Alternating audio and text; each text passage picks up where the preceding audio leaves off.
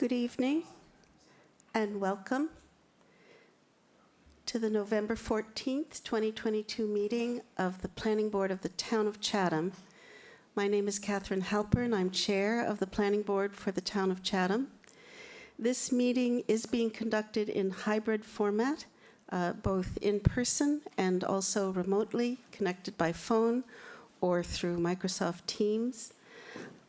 We'll also note that this meeting is being recorded and will be available shortly hereafter for scheduled and on-demand viewing on any smartphone or tablet device. And if anyone is recording the meeting, can you please notify the chair? I'll give you at least a few seconds in case you're connected by Teams or by phone and you're muted. Please let us know if anyone else is recording the meeting. All right, that's fine. So I will note a few points about our hybrid format. This meeting of the Chatham Planning Board is being conducted both in person and via remote participation in accordance with Section 20 of Chapter 20 of the Acts of 2021 and shall afford adequate alternative means of public access via Microsoft Teams or by calling the phone number 508-945-4410. That's 1-508-945-4410. And the conference ID number is 808-989-453#. That's 808-989-453#. You can also join the meeting, as I mentioned, using Microsoft Teams through the link that is in the agenda that's posted on the town website. Despite our best efforts, we may not be able to provide for real-time access, and we will post a record of this meeting on the town's website as soon as possible, as I mentioned. In accordance with town policy, the public can speak to any issue or business item on the agenda during the meeting when recognized by the chair. So let's go on to our first agenda point. I do want to mention that we'll start with the long-range planning discussion, which is actually a working session for the planning board. We will be discussing the West Chatham Neighborhood Center proposed draft zoning bylaw amendment that's been in process for some time and that we worked on in collaboration with the Cape Cod Commission. We also will review the runway protection zone zoning bylaw research and look at those issues. Before we begin, I do want to make a couple of points. The planning board will plan right now to do our working session ends at 5:30, so the board will discuss till about 5:15, and we'll be able to take public comments after the board's discussion.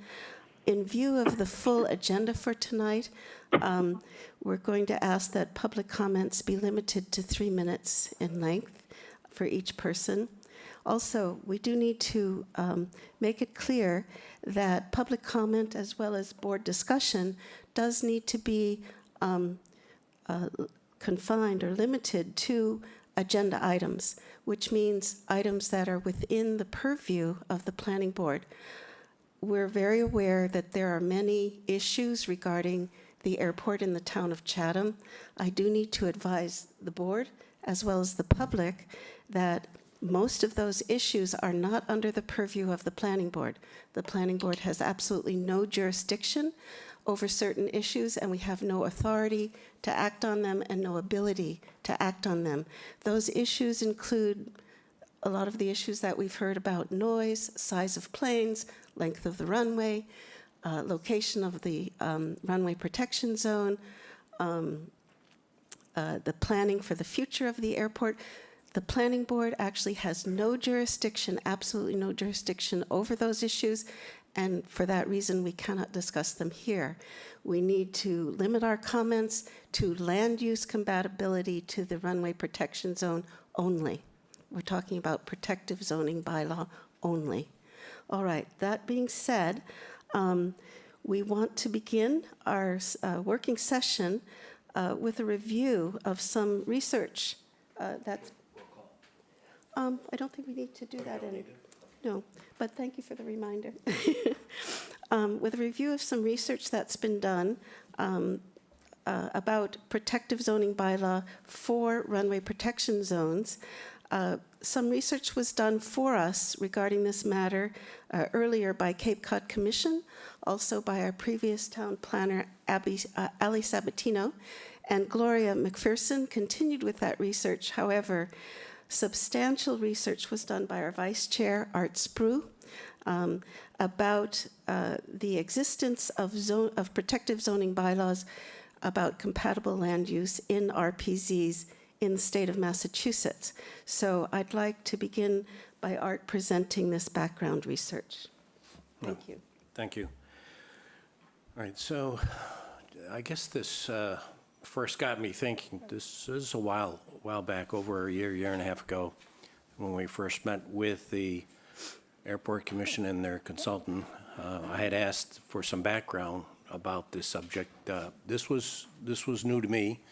It's not often that you deal with an airport right next to you and zoning-related issues. I guess the disappointment is there wasn't much information coming forward. I know our former planner had started the process of doing that research, and I think I made a commitment to the board when in the summer when we were making decisions associated with this. I said, I think this is an important topic that we need to have good information as a board so that we can have informed decisions. So I pretty much volunteered then to do my own research to help the board. I finally put that together. It was very enlightening to actually dig into it. It's part of what my career was, digging into information and then using that to help make decisions. I think with this case, what I was looking for is what were other communities who had airports in a similar light of what Chatham's is, and what did they do and what have they done associated with their protective zoning bylaws associated with the airport. So I started with the list of airports, and I think the shocker was how many airports there are in Massachusetts. There's hundreds, and all different capacities, of course. They're not all like Logan or Barnstable. So what Chatham's Airport is considered a general aviation airport. There are 17 in Massachusetts. I did research on 15. There's 2 that I took off the list because they're very much larger in size and capacity than the runway that we have and of what we have here in Chatham. So those 2 were Springfield and Westfield, but the rest, I started with trying to look where they were physically. I went in Google Maps. I took research for that and found out where they were. A lot of these airports are not even in the communities that they're listed. For example, Gardner's Airport is in Templeton, but it's still Gardner's Airport. Many times these airports are actually in 2 communities, so that's a double impact. One end of a runway is in one community, the other end is in another community. I started looking at what was present visually adjacent to where the end of the runways were. And it varied. There could be, especially in some of the areas in Western Mass where some of these airports are, they could be in very open fields and that, really nothing in that area, but there was still zoning associated with where they physically were located. Some of them were in very high density type areas, which surprised me too. So what I came up with is of the airports, and you can see from my, what I was looking for is the type of runways that they had and were they similar to ours, and they're all very much in the same light. 3,000, 4,000 feet in length. They're paved. Some of them have multiple runways. Many of those are even turf. They're referred to as turf runways, but essentially they're similar to what we had here in Chatham. Of the 15 that I researched, what I did is I took a look, found their zoning map online, took a look at what was zoned in where the airport was, what the adjacent area was that they were zoned, and what they consisted of. I downloaded all the zoning maps from every one of the communities. If it was in 2 communities, I downloaded both. Then I researched their bylaws or ordinances. Bylaws were towns, and ordinances generally relate to cities. And I did research associated with what type of zoning that they had in each of these areas. I think the thing that surprised me the most is only 4 of the 15 had any kind of zoning related to it that even identified something that was adjacent to the airport.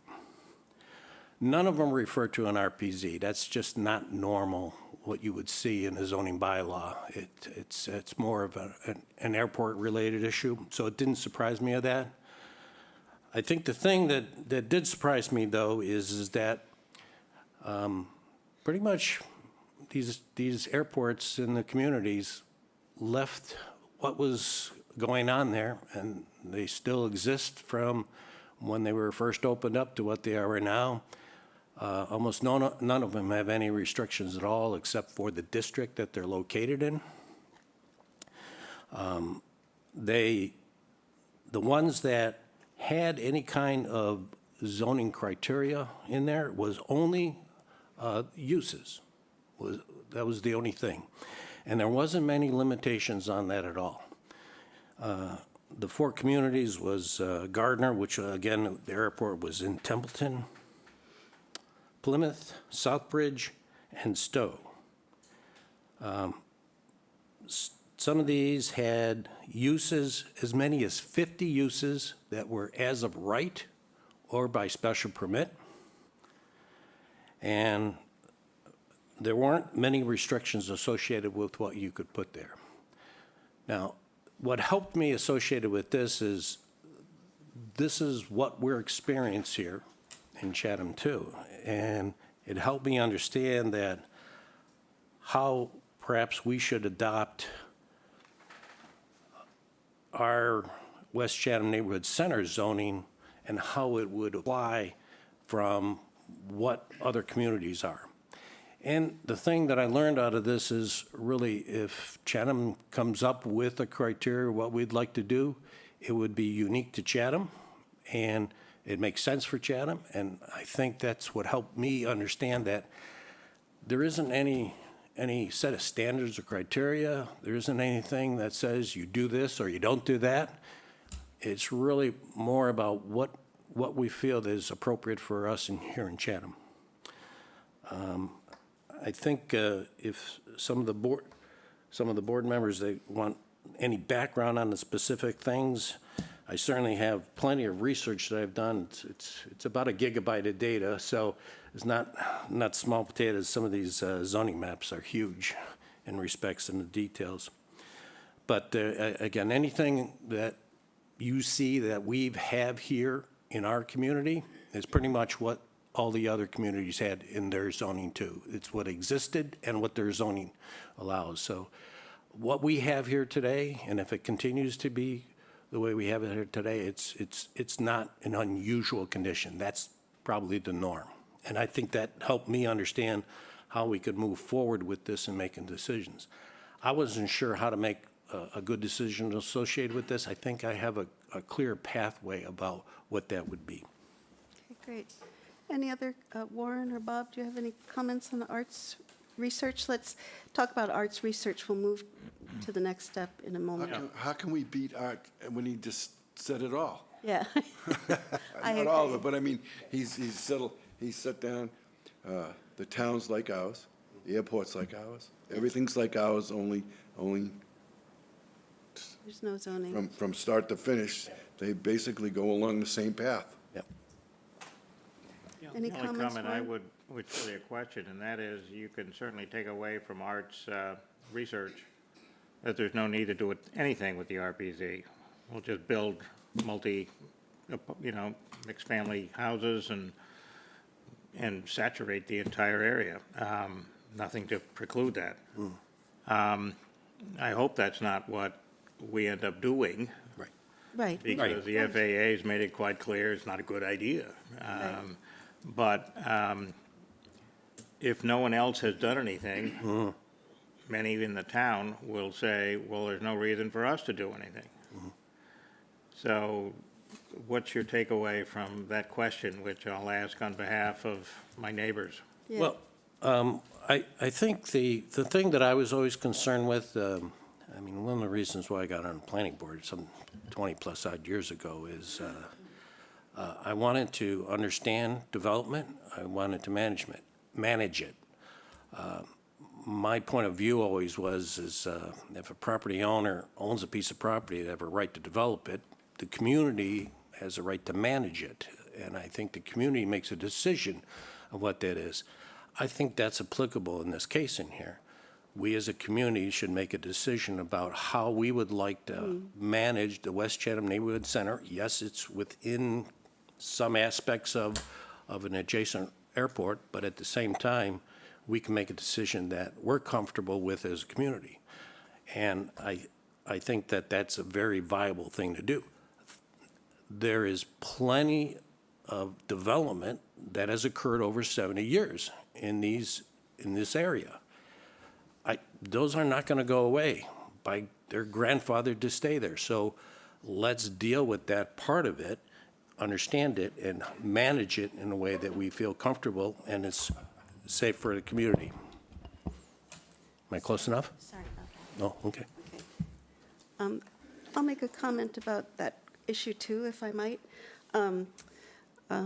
Art, when I looked at this with Art, the other thing just to keep in mind is that protective zoning bylaw is one way to mitigate the hazards that the FAA points out in the runway protection zone. There are other methods to mitigate those hazards, such as avigation easements and purchase and fee, the airport owning the land. So we don't know that it's possible that some of these communities might have something else in place that is another way of mitigating the hazards of the RPZ. We also don't know what their process is. We don't know whether they started a process and it ran into obstacles, or whether we could probably assume they followed a similar process that we did, that development occurred, people weren't really aware of the hazards that the FAA points out in the runway protection zone, and development of the land around the airport occurred along with the airport, something like that.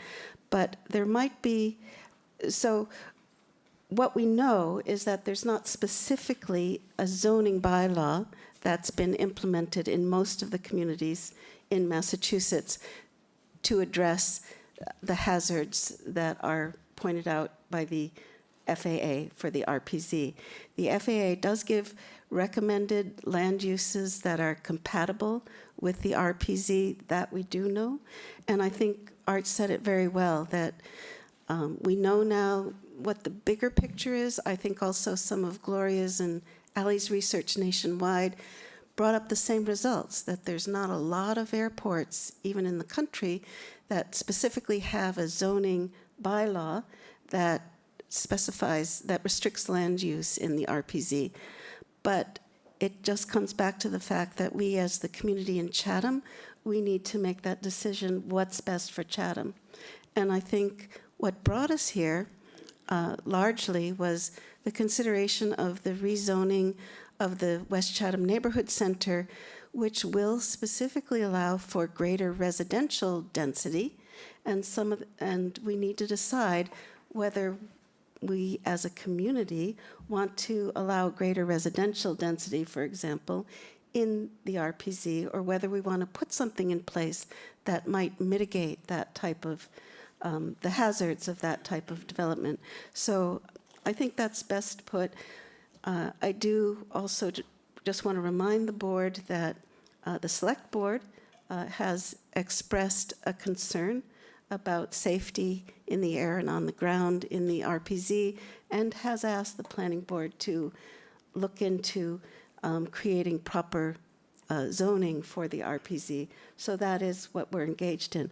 But you're absolutely right. It's a decision that we as a community have to make. With all of that being said, what I'd like to do now is move on to our discussion of the West Chatham Neighborhood Center. At our last meeting, we looked at several options of how to address the concerns of the RPZ in the context of our rezoning of West Chatham. The board was going with, leaning towards favoring the option where we had created a subzone within the West Chatham Neighborhood Center. Since then, our Community Development Department staff, Katie Donovan and Gloria McPherson, have looked at it more deeply, and they've come up with yet another option, which involves creating footnotes in the West Chatham Neighborhood Center bylaw, as well as our regular protective zoning bylaw, that actually, I think, if I could express my opinion, will give a better result than the subzone option that we were looking at. But I'm just going to hand it over to Katie and Gloria and let them present the details of this option. Thank you, Madam Chair. So yes, Thank as you. discussed, at the meeting on September 26th, it seemed evident that the board wanted to do something to limit certain types of residential or certain types of development within the RPZ. Point of order, could people please speak into the microphone so that we can hear? Yes, so We're having trouble hearing people. I'll ask Ms. Donovan to Thank you. be a little closer to the mic, please. Is that better? Yeah. Thank you. So at the meeting of the planning, okay. At the planning board's meeting on September 26th, I think it was evident from the board members that they wanted to have something in place, something to review or something to limit certain types of development within the RPZ. And so after that meeting, we were discussing the subzone option, which was of a concern to us as staff because there's an RPZ on both ends of the runway. And so to just implement a subzone within the West Chatham neighborhood center zoning didn't address that concern.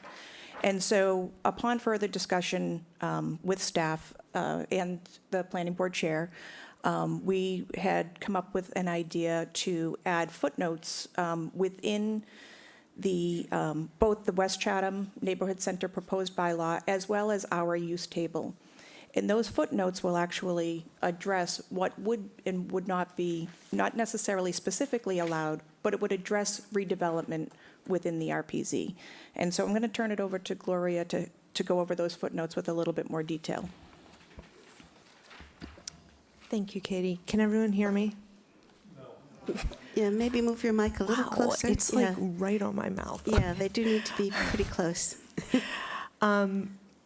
So like Katie mentioned, we really thought of a different paradigm to address this.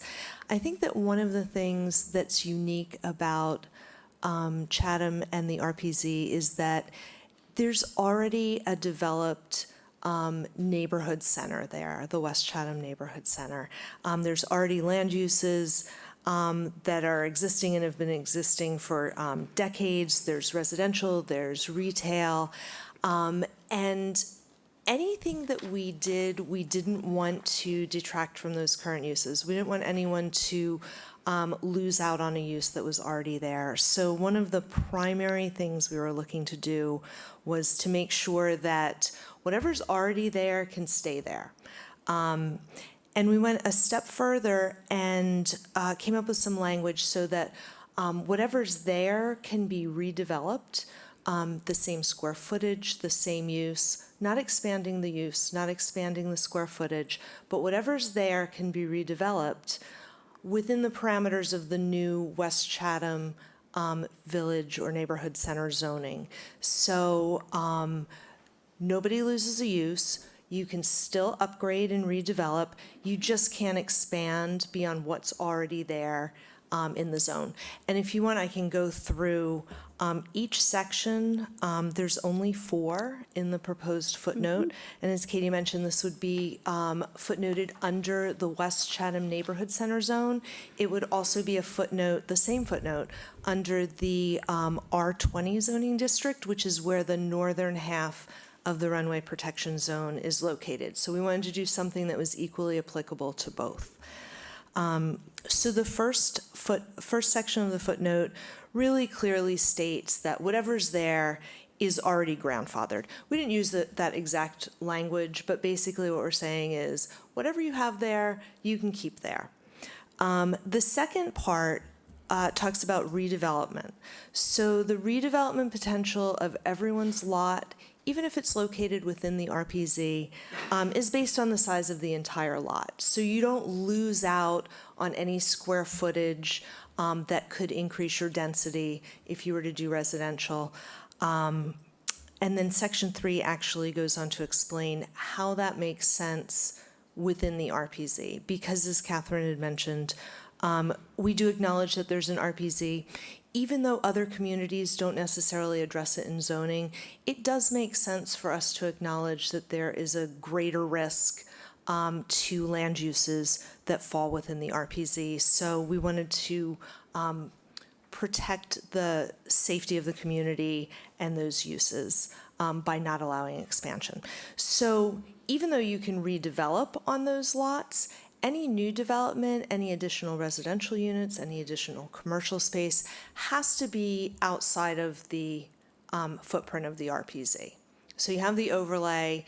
It all counts toward the land area that you can redevelop, but you can't actually redevelop more than what's already within the RPZ. You have to move that outside. And this reminds me of like a lot of the discussion that happened at the September 26th meeting where, everyone was talking about clustering. How do we get more clustering? This is how you do it. So all the development potential is based on the lot, but all new development has to be clustered outside of the RPZ. And it goes on to talk about really specifically like the same use, the same square footage, that's allowed by right, no increase in the square footage of the structures within the RPZ is allowed. 3C, redevelopment standards must comply with the current underlying zoning and dimensional standards. That means that once the West Chatham Neighborhood Center zoning passes, any future redevelopment within the RPZ would have to meet those new standards. So it would have to be a little closer to the road. You would have, you'd have to articulate the facade so that it didn't appear to be like a huge structure. So that's kind of a nod to the new zoning. And then this came out of a discussion actually with Terry and also Catherine.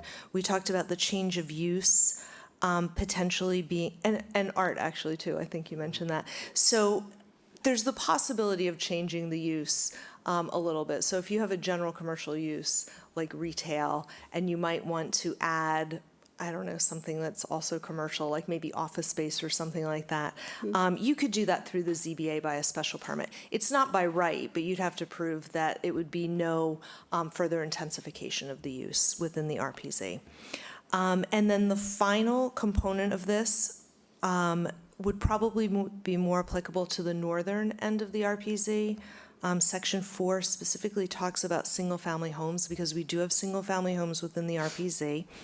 I think that it makes a lot of sense that we don't add additional residential units. That's something that was really clear in the FAA guidance.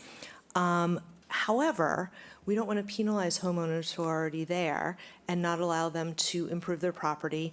So Section 4 says that single-family homes that are located within or partially within the RPZ are allowed additions.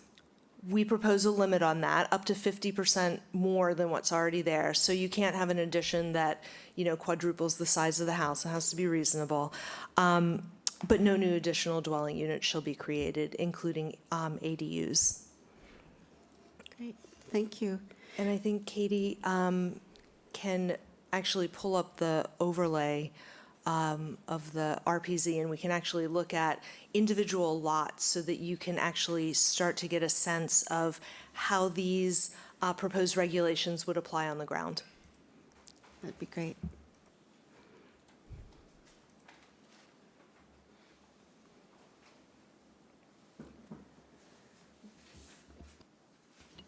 Okay. So if you can see the areas that are outlined in magenta, those are the areas that had originally been discussed as being part of the West Chatham Neighborhood Center. I'm actually, give me a second, because the RPZ does not show up great on this, so just give me a second, I'm gonna adjust. Okay, so now you can see where the RPZ, this is on the south side of the airport. So where the RPZ actually overlays the parcels within the West Chatham Neighborhood Center, there's I think we counted 13 of the 13 lots that the RPZ intersects within this area. And as you can see, they're largely already developed.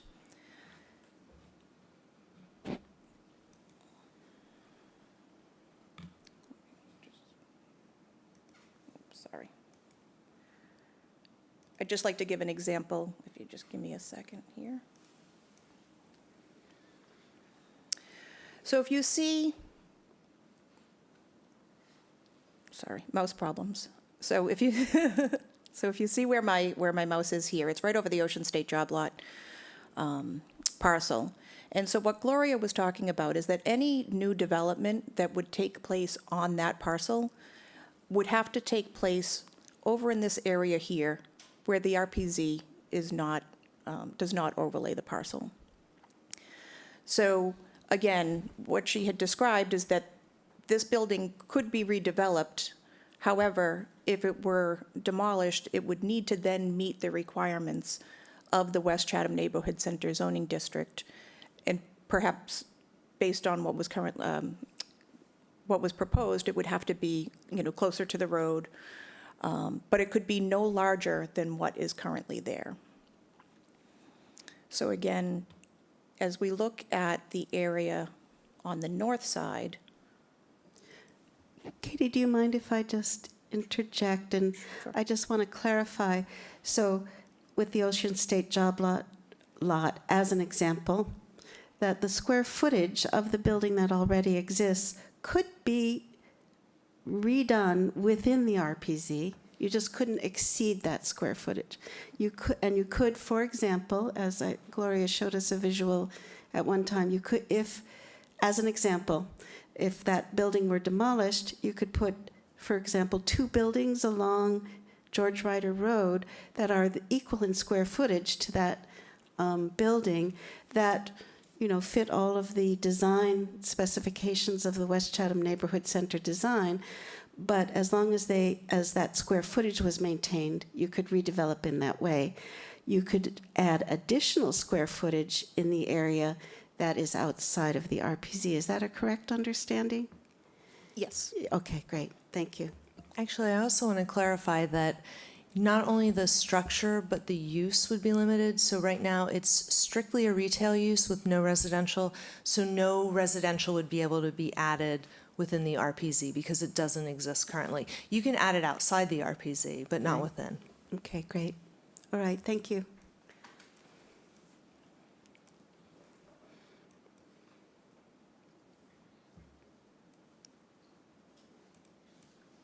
Okay, so I just wanted to call everybody's attention to the residential structures that were are within the RPZ on the other end of the runway. And so, as you can see here, there are a few lots that do fall entirely within the RPZ, but there are a number of lots that actually fall, this larger lot here has potential, redevelopment potential, but it would have to be outside of the RPZ if it were to be a new dwelling unit. However, as Gloria had mentioned, an addition, and again, the board can discuss the parameters of how much of an addition we had proposed, up to 50%. But that would be allowed on the structures, on the residential structures that fall within the RPZ on the north end, because we don't want to limit the people that are currently in those properties from being able to put an addition on their home either. So that, I think that was something that we wanted to make sure we preserve those rights for those residential homeowners as well. So I think that's the basic overview, and I think if we're happy to Okay. answer questions Okay. and take comments from the board. I just want to make a comment that basically what's happening here and please, Katie and Gloria, correct me if I'm misspeak, but that through footnotes in the West Chatham Neighborhood Center bylaw and in our regular zoning bylaw, we will reference what this plan proposes is to reference the RPZ and to limit the redevelopment within the RPZ to what is already there, to the use that is already there, and basically the square footage that is already there. However, on split lots, any development that can be done outside of the RPZ can be done according to the West Chatham Neighborhood Center zoning. And for any redevelopment, one gets the value of the full square footage of the lot. So there is a potential, for even a little bonus for development outside of the RPZ, for example, on a split lot like Ocean State Job Lot. But basically, it's just very simple that the current use and current square footage is grandfathered in. And for the residential, and the advantage, if I could say so, is that over the subzone that we had been considering in the last meeting, is that it takes into account also the RPZ at the northern end of the runway, and also the bit of the RPZ that's not within the West Chatham Neighborhood Center boundary, so it's a little more comprehensive.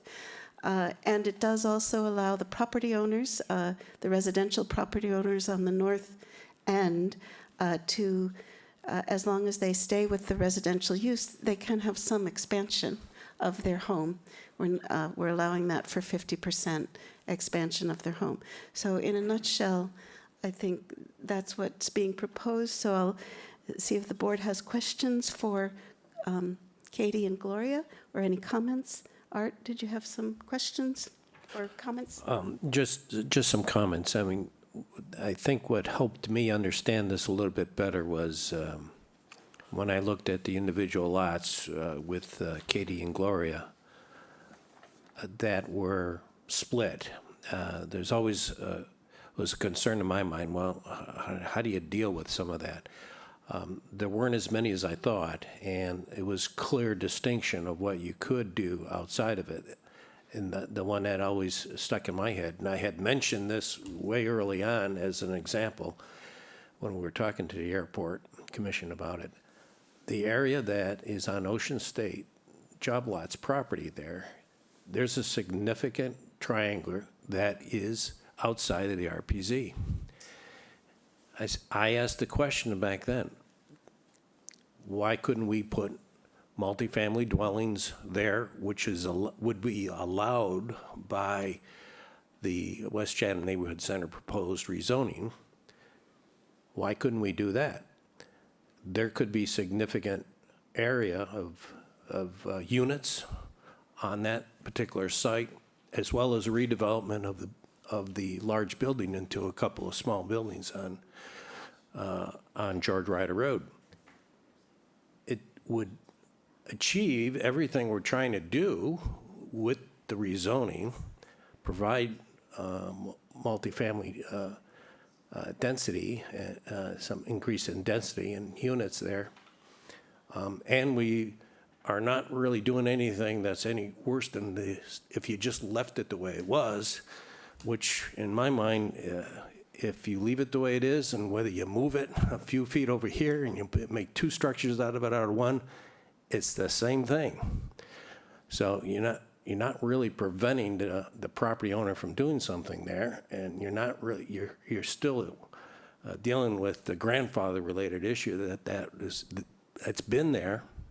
And there's several other properties that run into the same type of thing, where just a portion of the lot was within the RPZ, but why penalize that lot?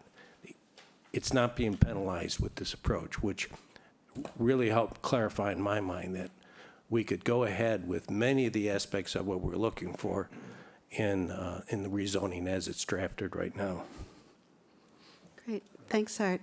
Warren, questions or comments about this approach? Oh, you know, you ask me to talk, I'll always talk, so. Okay.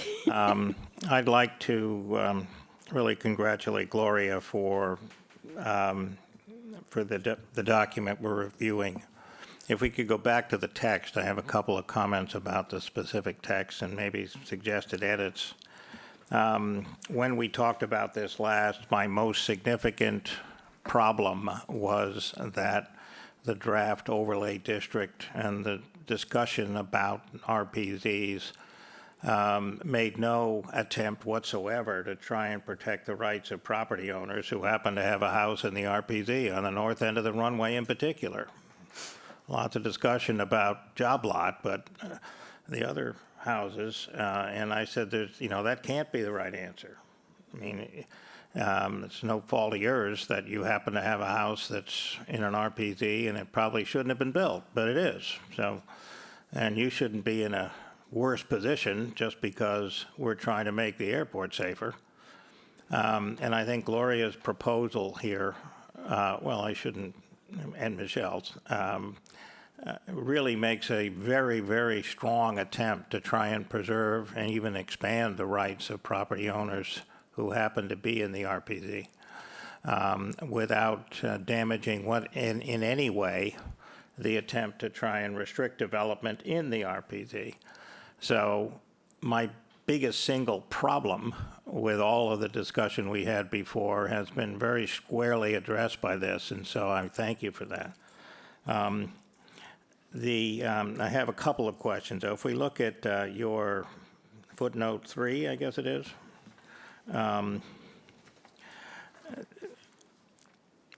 we're talking about the limitations being in square footage.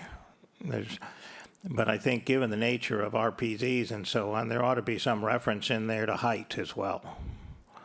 Now, there's underlying zoning in the R20 zone, but this says if you're in the RPZ, doesn't say anything. Maybe you can put a 40-foot house in there because it's not even covered by the general bylaw of Chatham in the 35 feet.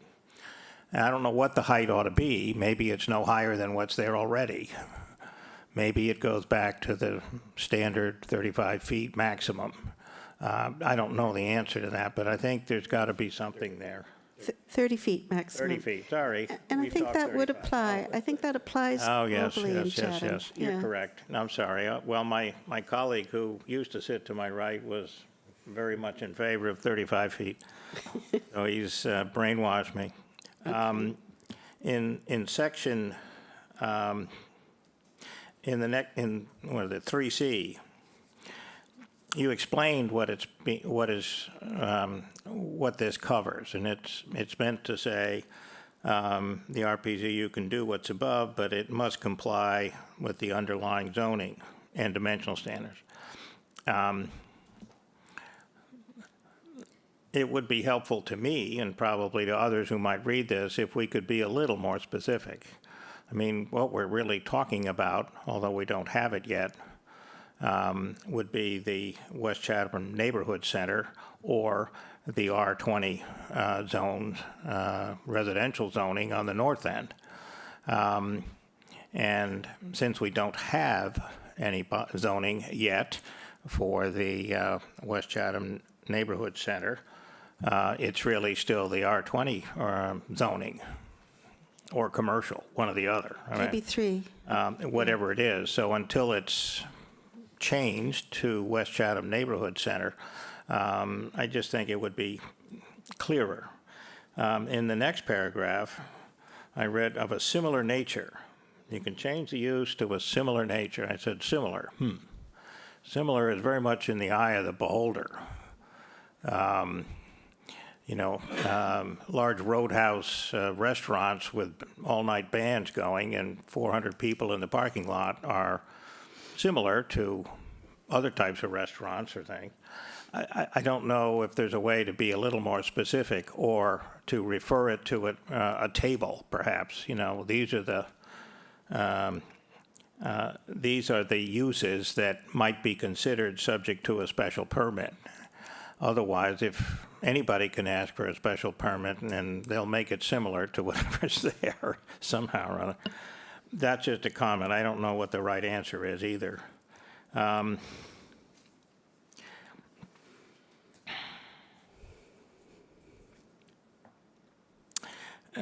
In 4, I'm thinking of, in particular, the 2 houses built on the south extension of Sam Ryder Road that are Habitat for Humanity houses. Now, those houses are fairly large for the size of the lot that they're on. I think they'd meet some of the, I don't have it in my mind's eye. But the way this is worded, those being small houses could increase their square footage by 50% because they're in the RPZ, and that wouldn't be subject to the underlying zoning, or would it? Well, if I Yeah, could, Kathy, Madam Chair, please, yes, please go ahead. the houses where they're proposed on those lots are not within the RPZ. The RPZ cuts a corner of one of the lots closest to Route 28, but both of those lots are not within the runway protection zone. All right, I stand corrected. I know I've seen a plan which had them squarely in it, but it must be the approach zone that they're in. Yeah. Well, the point being the same, there probably are some buildings, houses, or residences that are within the RPZ, which if expanded 50%, might create issues, setbacks, and so on. Sure. We can add a yes, line to please go that. ahead. We could Yeah. add a line to that section that the dimensional standards still need to be met for the underlying zoning district. That was going to be my suggestion. I've crafted some wording here, but I'm sure you could probably do a better job, so I won't bore you with my attempt. And I also think that probably some reference to the height of structures that are going to be permitted if you're expanding up to 50%, because that is not a place where I think you want to leave it unsaid. And I'm not sure what the height restriction ought to be. Maybe it's no higher than what's there already. Even if, 30 feet were fine under zoning in general, building something that is higher than it already is in a runway protective zone or approach area is probably not a great idea. So something about that in there. That is my last observation, other than to say that I think that we have not yet discussed here really the sense of the board, which was unanimous about expanding the size of the West Chatham Neighborhood Center.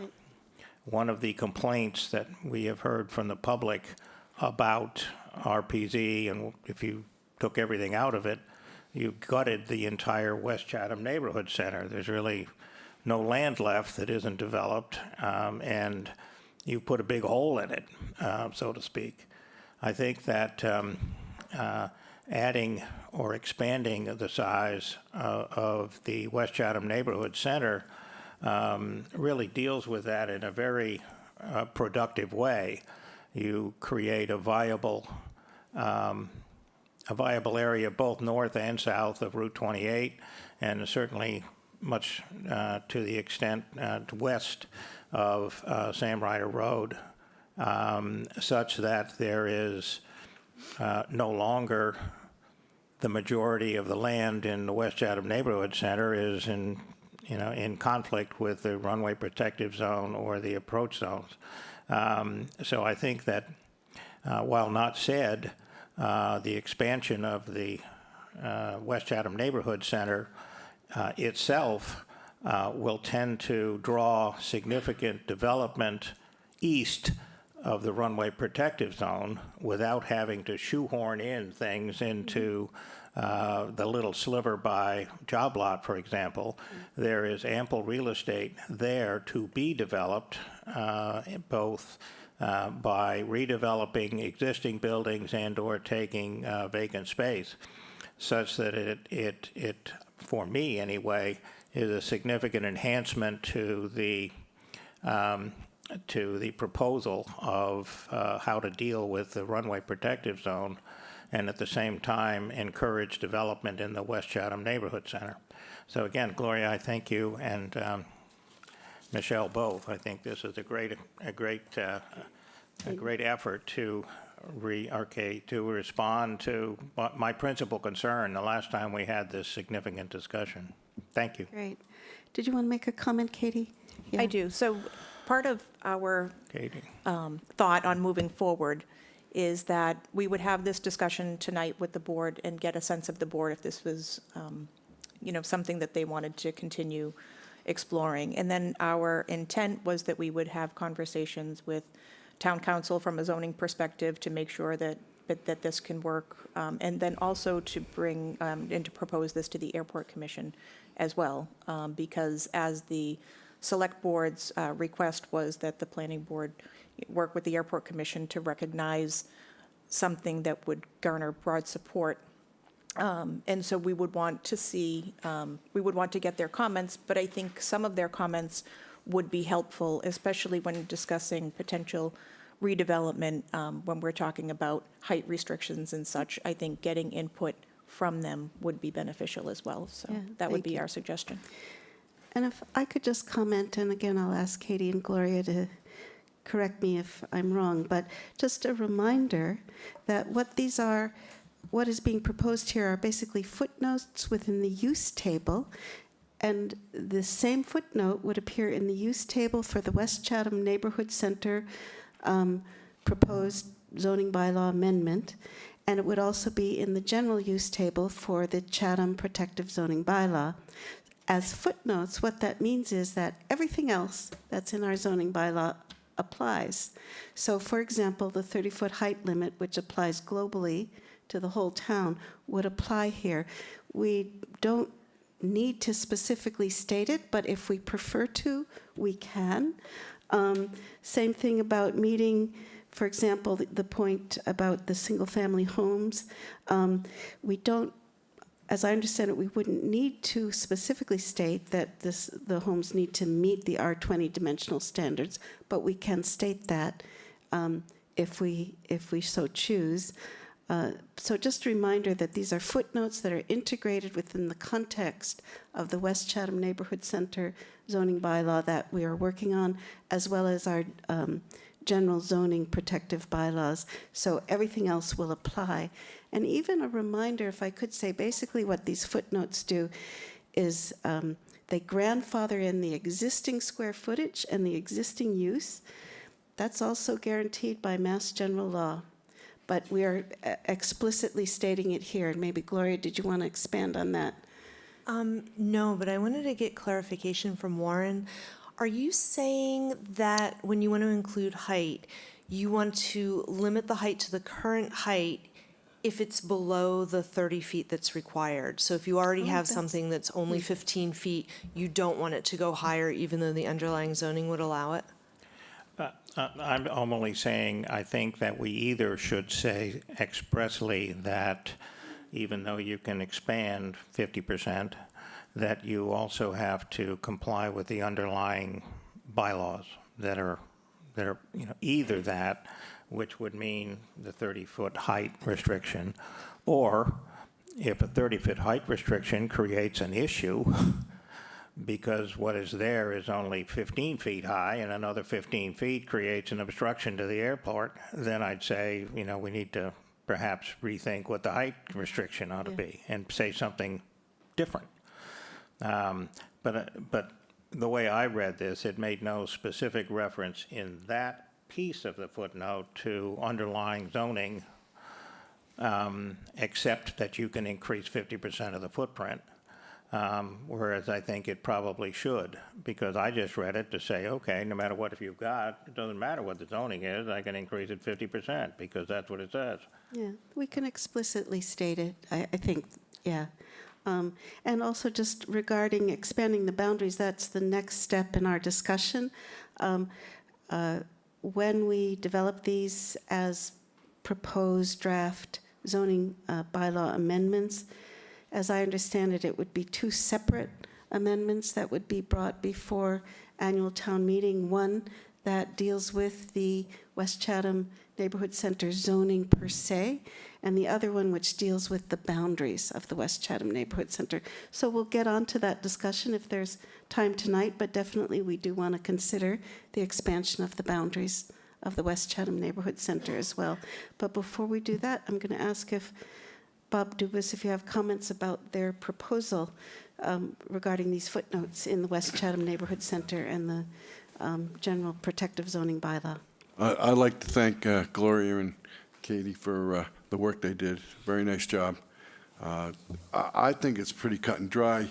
I'm sure there's room for a little twitches here and there. My thing is, we keep harping on job lot. I don't see job lot going bankrupt anytime soon. So I wouldn't count our chickens that we're going to be able to use that land for anything in the future. Probably, but I think in the future it's going to be a whole different ballgame. And I don't know, the idea of using the small triangle, as long as we're not cutting short the parking. So it depends on whatever happens to job lot. Dollar store job lot seem to be going strong, as King's, Zayre's, and all the other stores bide their time. Sears and Roebuck even. The long-standing winner of them all. Eventually, the top gets too heavy, and it seems to crumble. So I don't see it happening in the next 10 years, but maybe after that. But I want to thank you for I think you did a lot of good work. Yeah, good. Good. So if I could summarize, the sense of the board that I get, at our last meeting, we were leaning towards option 2, which was a subzone in the West Chatham Neighborhood Center as a way of addressing the RPZ issues. But the sense of the board that I'm getting is that this option that Katie and Gloria have proposed is now the favored option, that the footnote option is the favored option.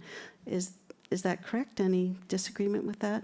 Yeah, I would, absolutely, it's correct. And I guess I would say it's because it's simple.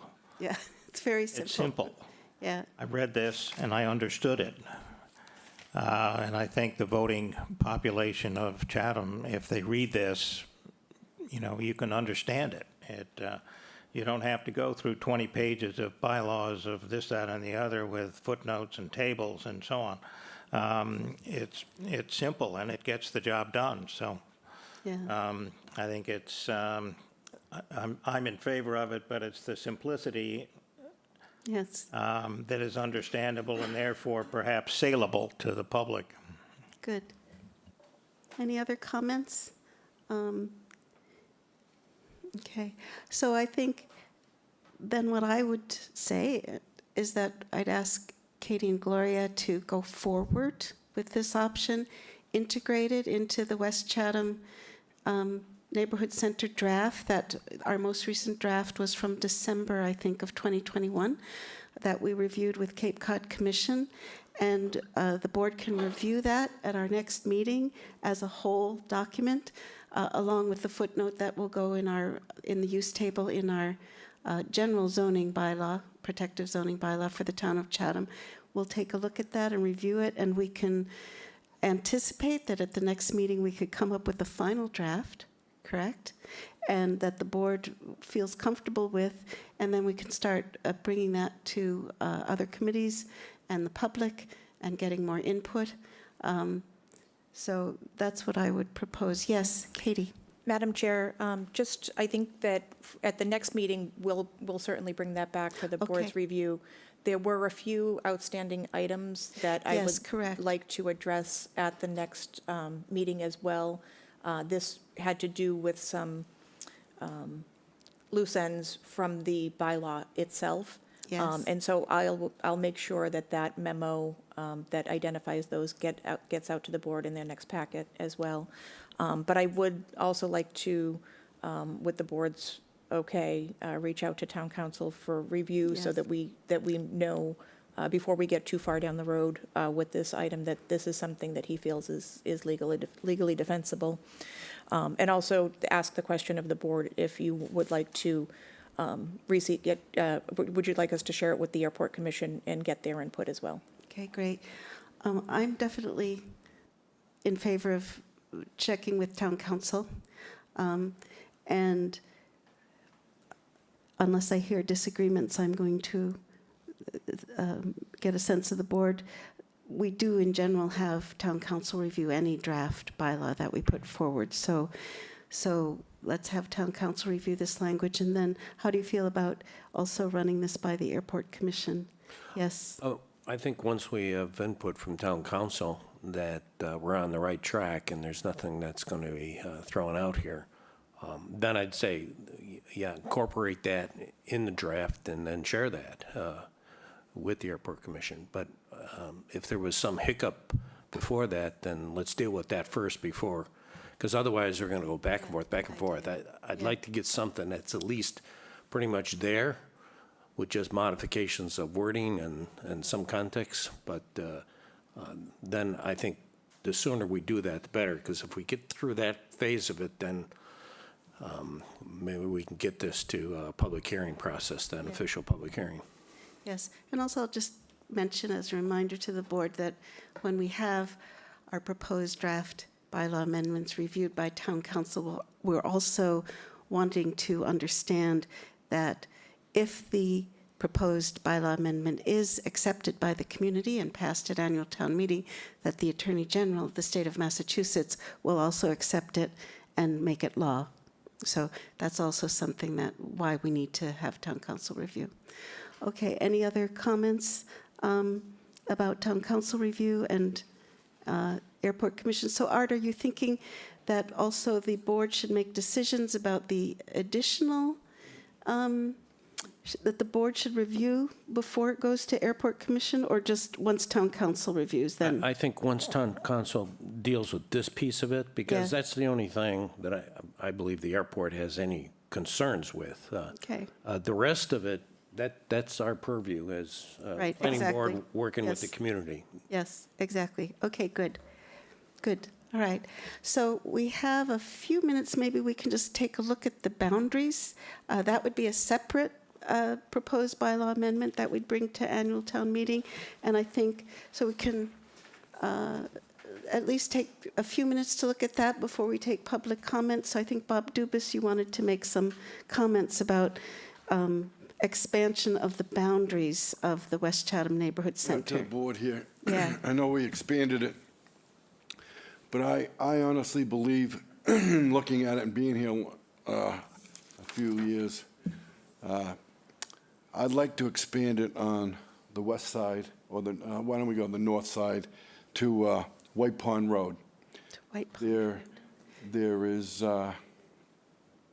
Take a look at the screen and maybe make sure that the little white hand is showing where you want to expand it it's to. not on there, it goes past just the hair.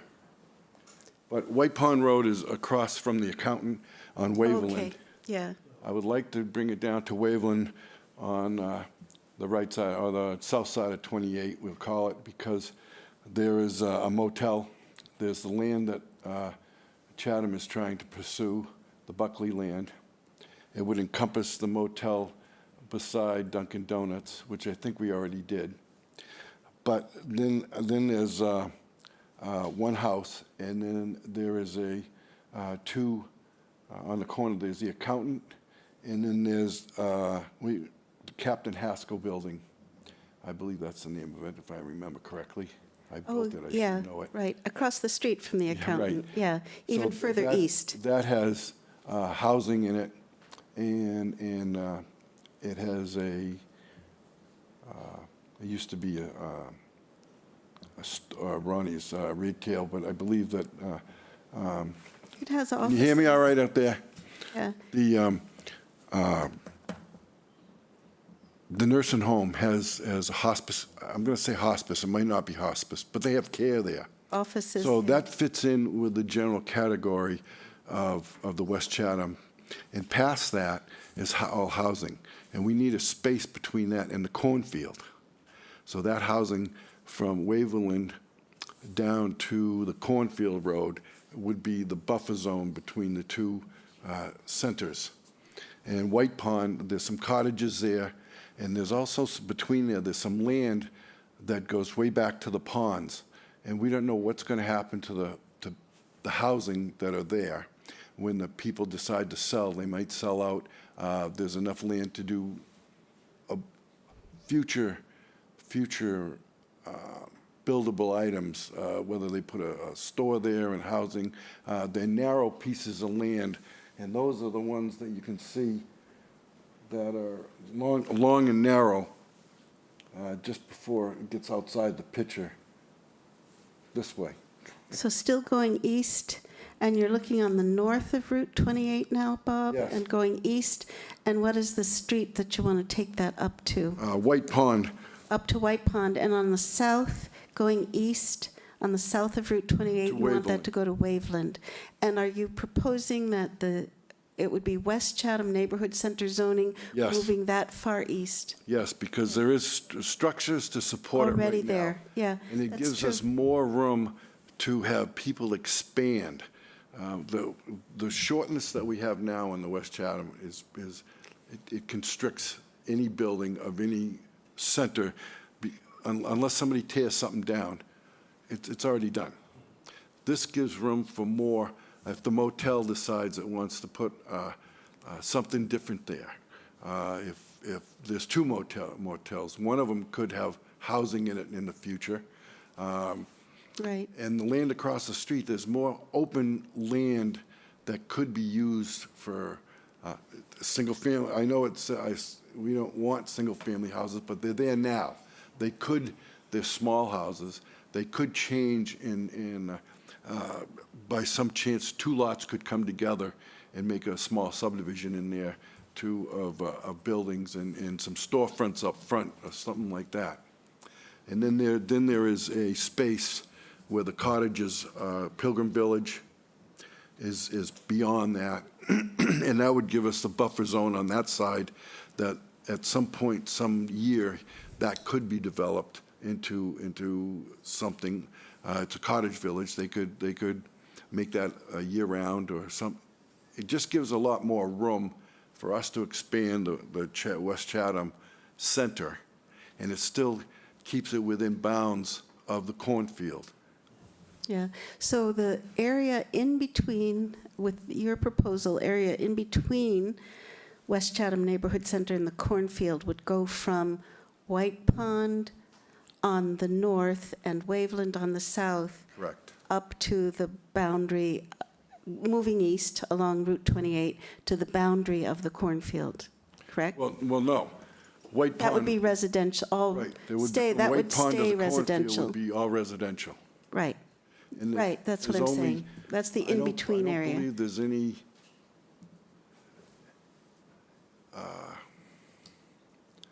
stores between those two. The only one might be the antique store on the Right, side of the cornfield. yes, that's the one. The rest is all residential and could stay residential to give the buffer, which would include Vineyard Ave. Right. Okay. So this is a question just about expanding the boundaries. Art, how do you feel about Bob's suggestion? I know what, excuse me, I know it visually, high level what you're doing. I need to see it, probably. I haven't looked in that area. I know generally what you're talking about, and overall, it makes sense. I think if I saw where the line was and go out there and look at it, I would probably have a better comfort level on it. I'm just suggesting that for now to keep it in your hat for the next meeting. Yeah. Good. Yeah, Right. that's We good. already have a boundary, but I don't think it goes far enough. That's my personal opinion. It doesn't go far enough because it's already taken up. Yeah. This gives a little extra. And I agree with your context, because my experience when you're doing zoning like this and you're changing it to this degree, you're looking at something that's not 2-3 years down the road. You're looking at something that's 15 to 20 years. And over that time frame, redevelopment does occur, and that's how it starts to build on itself. And I think it makes sense if those areas look realistic from the standpoint they fall into the context of what we're trying to do in West Chatham Neighborhood Center. Yes, I'm open for that. But I think I need to see where the lines go and, Oh, I don't blame and you. drive it myself. Yeah. Thank you. Yeah, and it is true that the existing structures in that area, especially as I remember them on the south, it's the motel, it's the Buckley property, it's the accountant's office, and then it is the other building that has offices on the first level and apartments They have above. one apartment on top. Yeah, so Or it's. the Captain it's Haskell has the Captain 5. Haskell House. So it's already, the buildings that are already there are somewhat in accord with the type of rezoning that we're doing in the West Chatham Neighborhood Center. So it would make sense to expand it, yeah. Warren, did you have a comment on Bob's idea? Yeah, I think I would need to go take a look at it again. I joined the board really after the boundaries had been discussed with public meetings and so on. Yeah, And so I'm obviously concerned as to what abutters might feel about all of a sudden having, let's call it a neighborhood center, Expanded, yeah. high-density Yeah. housing development, whereas in place of what may already be there. I take Bob's comment that it's already developed, so it makes sense to put it into the developed area of the neighborhood center. But it can be redeveloped and turned into housing, as is often being done. So Well, just gives it a because chance. it's, just Yeah, it because gives it's it a already chance. been developed doesn't necessarily mean to me that it necessarily belongs in the neighborhood center, but I'm not opposed to it. I just would wish to make very certain that we're not creating an opportunity or something that would appear to be objectionable by neighboring property owners. right, So go take a look at it and see. okay, great. And just a reminder that, what we would do is propose a draft, and all of this is going to be vetted with the community, so, but I think we just wanted to consider expanding to the east. Yeah, Bob Madam Chairman, Dubus. Bob, since you just showed up, I don't know if you heard what we were talking about. We were talking about expanding the West Chatham to the west to The east. Waverly. To the east. Oh, yeah, the east. Sorry about that. To expand it to Waverland Ave and White Pond Road. And from there, there would be a significant residential area to separate the West Chatham from the cornfield. And there is some open land, plus there's some room for the redevelopment with the motels. If in 10, 20 years, something like that would happen, that they could put congregate housing. I use the word congregate housing as far as multi-buildings in a housing project, and also combine it with some office space or retail space or something like that. They could, where the motels are, they could actually do quite a courtyard and things like that. It just, Yeah, you never know what. So that was my proposal, to expand it, because we're so tight on our somewhat. acreage right now, the way we are with everything. Everything's developed, everything's tight. I just thought it might be a better idea to expand it to that, and to give a little more space at some point. So I think the board is inclined to consider that option. So again, next meeting for our long-range planning discussion, we'll look at the zoning for West Chatham with the footnotes integrated that address the RPZ issues, and we'll also look at the boundaries with consideration of Bob Dubus's proposal to expand to the east. Katie, did you want to comment on that? Madam Chair, I was just going to suggest that we will do a couple of different map Okay. with different overlays showing, one, where the boundaries had been proposed at the last meeting, where, on September 26th, and then we'll also do another showing what it would look like to expand to Mr. Dubus's Great. request tonight. Yeah, that Just for sounds the board's great. consideration. That sounds great. It's getting to 5:15, and I think if the board feels we've concluded our discussion enough, I'd like to allow a little time for public comment. And just a reminder that we do need to restrict our comments to those matters that are under the jurisdiction or purview of the planning board, which means land use, zoning, compatibility. Do I have members of the public who would like to make a comment? Also a reminder that we need to limit it to 3 minutes each to give everyone a chance to speak. Could you please state your name and please go ahead. Thank you. Good evening. Thank you. Good evening. Thank you, Madam Chair. My name is Tom Wilson, and I want to thank the Planning Board and the town staff for addressing our runway protection zone issues here in Chatham. They've done some excellent work in bringing this forward. My comments tonight will speak to the Planning Board's evaluation of safety in the RPZ and to some confusing and conflicting data on our RPZs. I live less than 200 yards from the end of Runway 6 runway protection zone. Every time I walk, bike, or drive from my street towards the George Ryder roundabout, I have this thought. I am now in a runway protection zone. The FAA says I'm not supposed to be there.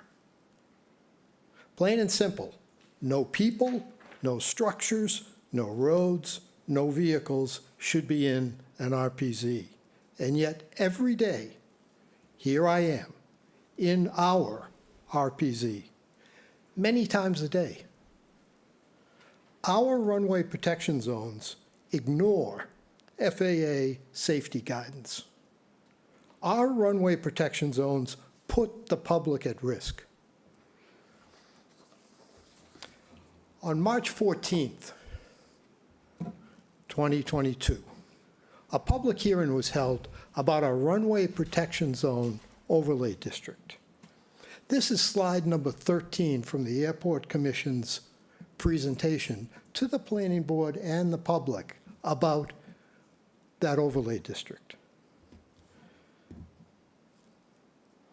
What the Airport Commission said was that if the RPZs were moved onto airport property, the result would be, and it's right down here, quote, a 65% reduction in landing length for aircraft. Mr. Wilson, I just need to interject that we actually cannot discuss moving the RPZ or changing runway lengths. That is not under the purview of the planning board, and we can't consider it. We can only consider land use zoning for the RPZs where they exist. I understand exactly, and I'm not Okay. talking about either of those subjects. Their other slide said that there would only be 1,051 feet of runway remaining. Again, we cannot discuss runway length or the location of the runway protection zones. I am going to have to ask you, please don't continue that discussion. The planning board has no purview over those issues and no ability to act on them. But the planning board has been given the assignment by the select board to evaluate safety in the RPZ. What we've I have been one given, more- I I'm have sorry, one Mr. more Wilson, comment. we've been given the responsibility to consider zoning in the RPZ, to consider zoning in the RPZ, very specifically, not Zoning and safety in the RPZ. I heard you say it earlier in zoning the with meeting. relation to safety, yes, Okay. but only zoning. All right, and I Okay. think you'll see that what I'm saying relates to zoning. I just need another minute. You have another minute. Thank you. So they told us one thing at the public hearing, and then 3 weeks later, there's a letter in the Chronicle from the chairman of the Airport Commission, which has a title of Displaced Thresholds Won't Work. And a displaced threshold is really the FAA language for moving the RPZ onto airport property. And the airport chairman writes, by moving the RPZ Mr. onto Wilson, the airport, Mr. Wilson, I do need, we cannot discuss displaced thresholds. The planning board has no purview over those issues. I understand. The airport But I commission think does. what is happening is we are moving forward with some zoning changes that don't take into account that some of our decision-making along the way has been based on incorrect data. They said a 65% reduction in landing length at the airport. And yet in this letter in the Chronicle, it's really a 27% reduction. Now, think about this. If there were only a 27% reduction in landing length on the airport, as opposed to the 65 that they told us in the public hearing, the town could get both the West Chatham Neighborhood Center and the Agnes Road Center out of the runway protection zones. And then that would make, or let me ask you, if that were true, wouldn't it make Mr. the Wilson. zoning work that you have to do easier if Mr. they Wilson, were? I do need to ask you, I think also the 3 minutes is up. And again, I need to repeat, we can't consider moving the runway protection zones. We can't consider the thresholds, runway lengths. We have no purview over that. Those issues need to be addressed to the Airport Commission. So we just need to be very clear about that. Again, thank you for your comments. We do need to move on to the next person. Is there another member of the public who would like to make some comments? I would like to speak, but I'm afraid to speak in front of you all because you're all made up your minds already. We haven't made up our minds. It's just the board has an opinion, but we do need to take public input. So please go ahead if you'd like to step up to the mic. All right. Is there anyone else who would like to speak? Yes. Please go ahead and please give us your name. Just, I'll use the microphone for benefit of anybody watching. So, yeah, my name is John Shea. My wife and I have a house down the street on George Ryder Road South. So we're on the flight path. We're well aware of, the use of the airport, and we see it changing. I think is indicative of the times right now. Chatham is growing, and more people are coming to Chatham and using the airport. But I guess that's just indicating why I'm here.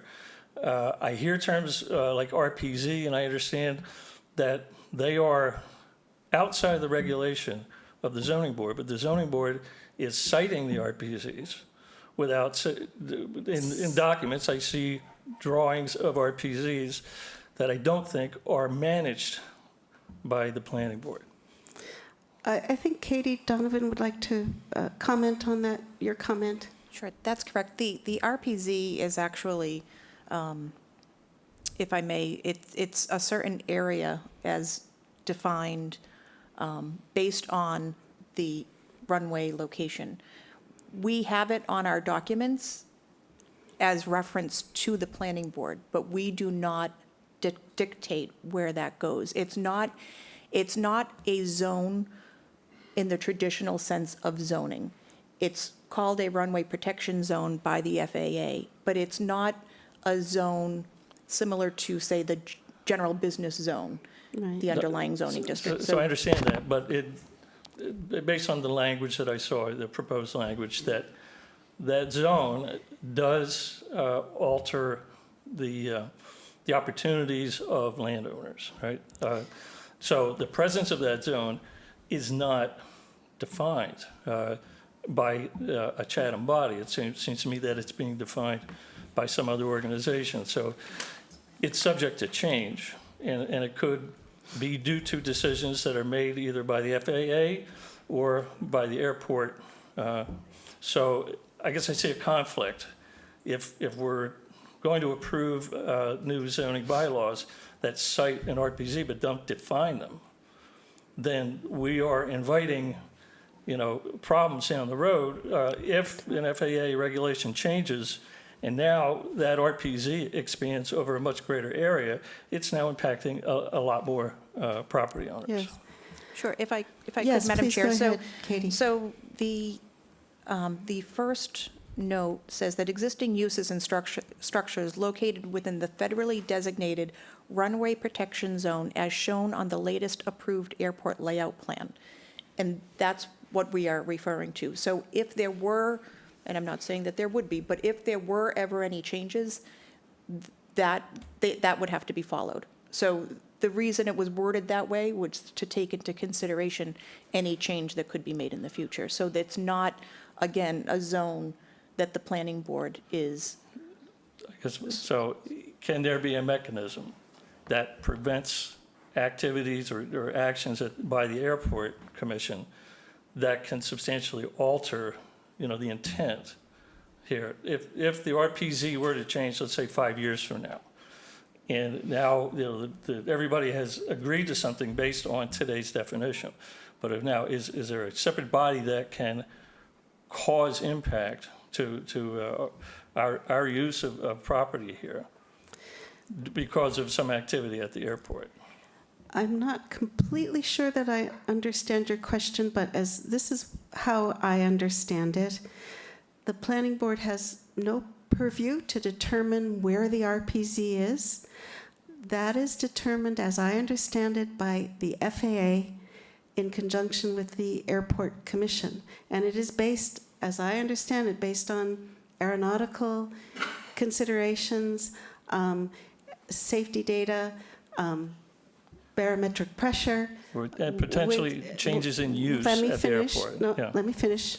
So it's determined by the FAA, its dimensions and its location, and the runway protection zone that is in Chatham at the Chatham Airport has basically been in exactly the same place, exactly the same dimensions ever since the FAA first instituted runway protection zones in 1952. So our airport, I think, was started in 1947. In 1952, FAA created runway protection zones. The dimensions and locations are defined by FAA standards that are technical that I don't know what those are, and it's been in basically the same place. The planning board, it's confusing because it's called a zone. It might be easier if we called it the runway protection area. All right. It's not a zone like our protective zoning bylaws. So that area is set by the FAA.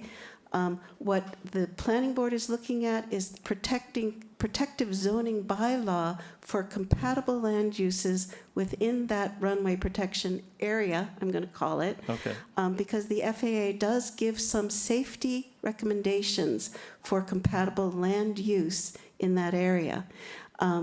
Because there is a greater hazard of accidents during takeoff and landing. That's what I understand. So all we're looking at, we're taking that area and we're looking at applying protective zoning bylaw to that area, which will allow the existing uses to continue, existing square footage to continue, but not expansion of development, because for obvious reasons, would you want to expand greater density of residential development in an area of known hazard? I think in the interest of the public good, I think the planning board is not interested in doing that. So that's what we're looking at, but Right. still allowing the property owners their rights to maintain the use and the square footage that's already there. I think that's, in a nutshell, that's what's going on here. Okay. I guess, Okay. yeah, the concern is if the RPZ is something that can change over time, should there be a provision in our zoning bylaw to address that, somehow I think react to it? So- The wording I understand the wording that's been presented does that. Wherever the RPZ would move, the footnotes move along with it, if Okay. it does move in All right. future. Okay, Yeah, thank that's you. as I understand it. But again, we'll have town council evaluate it, and then we'll also have the airport commission look at it. But that's my sense of Okay. what Gloria and Katie have prepared. So I have one other point. Sure. When the gentleman, Arthur, I think it is, you talked about doing research within Massachusetts. And my understanding is that, that a lot of the airports that you've looked at are in different types of locales than ours. And I became aware 6 months ago or something of there are disputes in other resort destination areas that may warrant a look there to see what's going on, where the use of the airport is changing, the density around it is changing, and that there are conflicts arising. And I don't know if anybody's doing anything unique in that regard for zoning. But Yeah. Well, I took a look at the same category of airport. Chatham is a general aviation airport. There are 17 in Massachusetts. So understand. that's the similar one that I'm trying to compare to. Yeah. The zoning in some of those other airports in the area that the RPZ is located, everything in the world is there, all right? There's residential. There's high-density residential in some of them. So there is no criteria out there that's consistent. So I learned from that to say that we need to develop our own for Chatham. And Okay. I did not make up my mind associated with this. No. I did my research so that we could bring forward to do what we've been charged to do by the Board of Selectmen. They've asked us to look into this and come up with something that addresses this. This is a proposal. Right. I looked at the research that says that, okay, there's no magic wand. You're not going to be able to pick this community or that community, that this is zoning bylaw or is that zoning bylaw. It just doesn't work.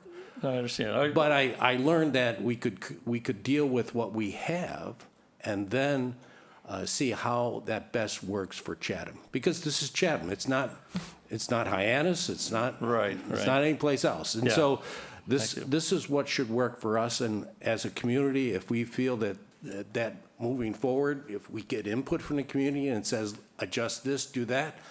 As a planning board, we've done that. We worked on the ADU for 2 years, made adjustments based on community input, and then brought it forward to get a successful vote on it. We understand the process that we're going through here, but if we don't propose something, this was very difficult for me to get my hand around until I started doing some work on it. And I think in this case, you have to put your toe in the water and then get some feedback associated with this. Warren said it the right way. This is a very simple toe in the water. It's very open to look at and say, I understand that. I know what you're talking about now. And it's not penalizing. I was looking at this from the standpoint, you can't shut things down. I They've agree. been living there for 70 years. Right. It just doesn't work. And I don't think that that's appropriate for Chatham. Now, if the community comes back and tells us something different than that, then okay, I'm going to listen to them. It's not going to be my decision because I only have one vote from a planning board perspective and only one vote at town meeting. I don't control the outcome of this. The town voters do. Yeah. Okay. No, Great. I understand. Thank you. Great. And yes, I'd just like to, that's exactly right.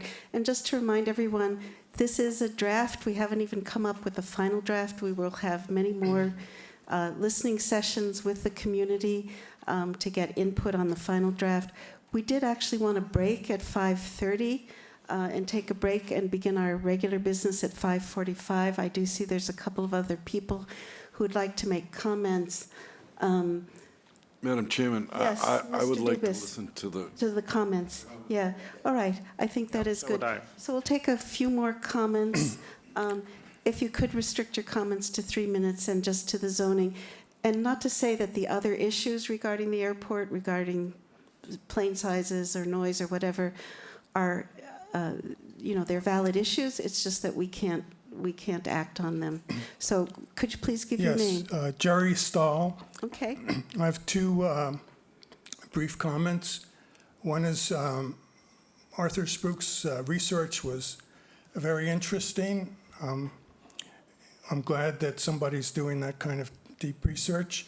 I think something was missed, however, in the report, which is that it's not true that those other airports did nothing about their RPZs.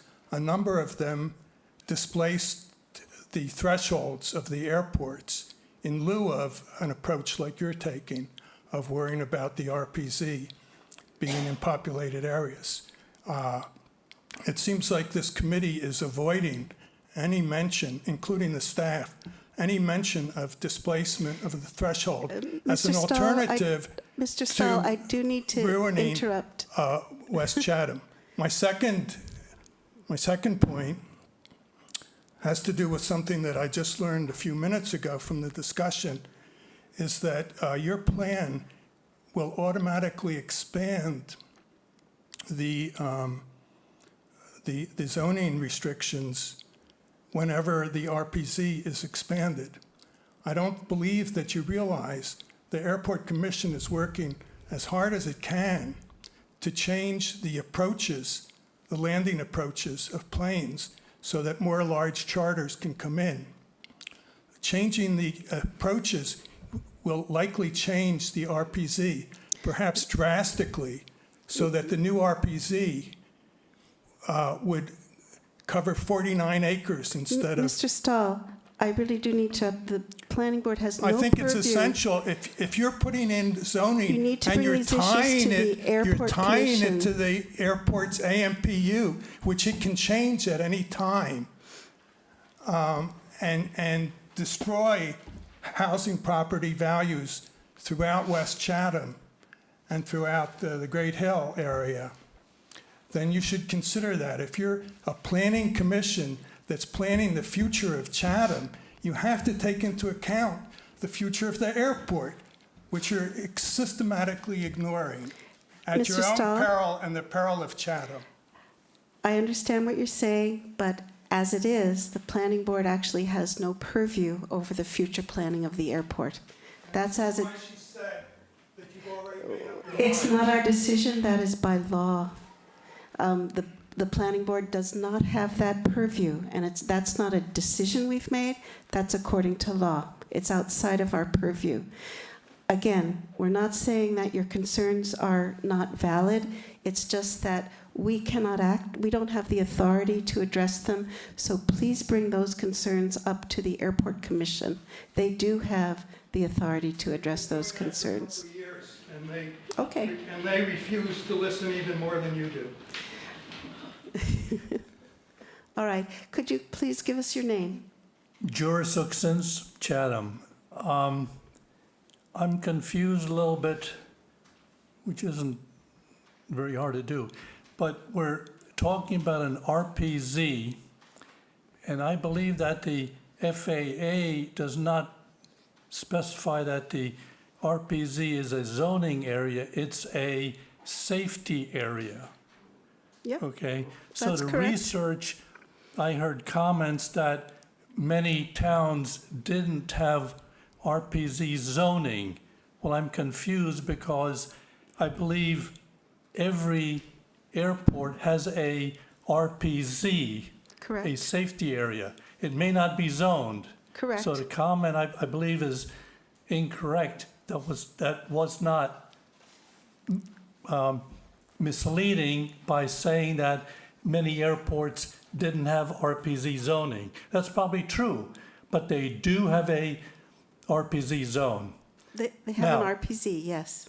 A area, not Not a properly zoning zoned. bylaw. What I'm hearing now is that Chatham wants to codify the RPZ area into a zone and put specific requirements on the buildings. When FAA defined the RPZ area, one of the conditions was that there should be no buildings in that area. Airport Commission and the town basically did not enforce that, and they allowed building in those areas. So technically, according to FAA, those structures are not approved structures because FAA does not approve building in the RPZ area. So here we are codifying what can be built on basically illegal structures, and that bothers. I mean, I'm confused. How can we now codify an area and put building restrictions when FAA rules are no, you cannot have buildings in a safety zone. And the safety zone is just that. When a plane overshoots, there should be no buildings there. Yeah. But you are basically approving buildings within a safety zone, and I believe I got a problem with that. Thank you Okay. for your Yes. time. Thank you. I'll just briefly respond to that, if I might. The FAA, as I understand it, the FAA gives recommendations for compatible land uses within the runway protection zones, and you are correct in saying that it's very limited. Let me finish, please. I think they allow something like agricultural land and golf courses and things like that, but they do recommend that there's, that there's no uses or buildings that are in use or populated. So, but that being the case, what we have here in Chatham is we have a runway protection zone where there are buildings.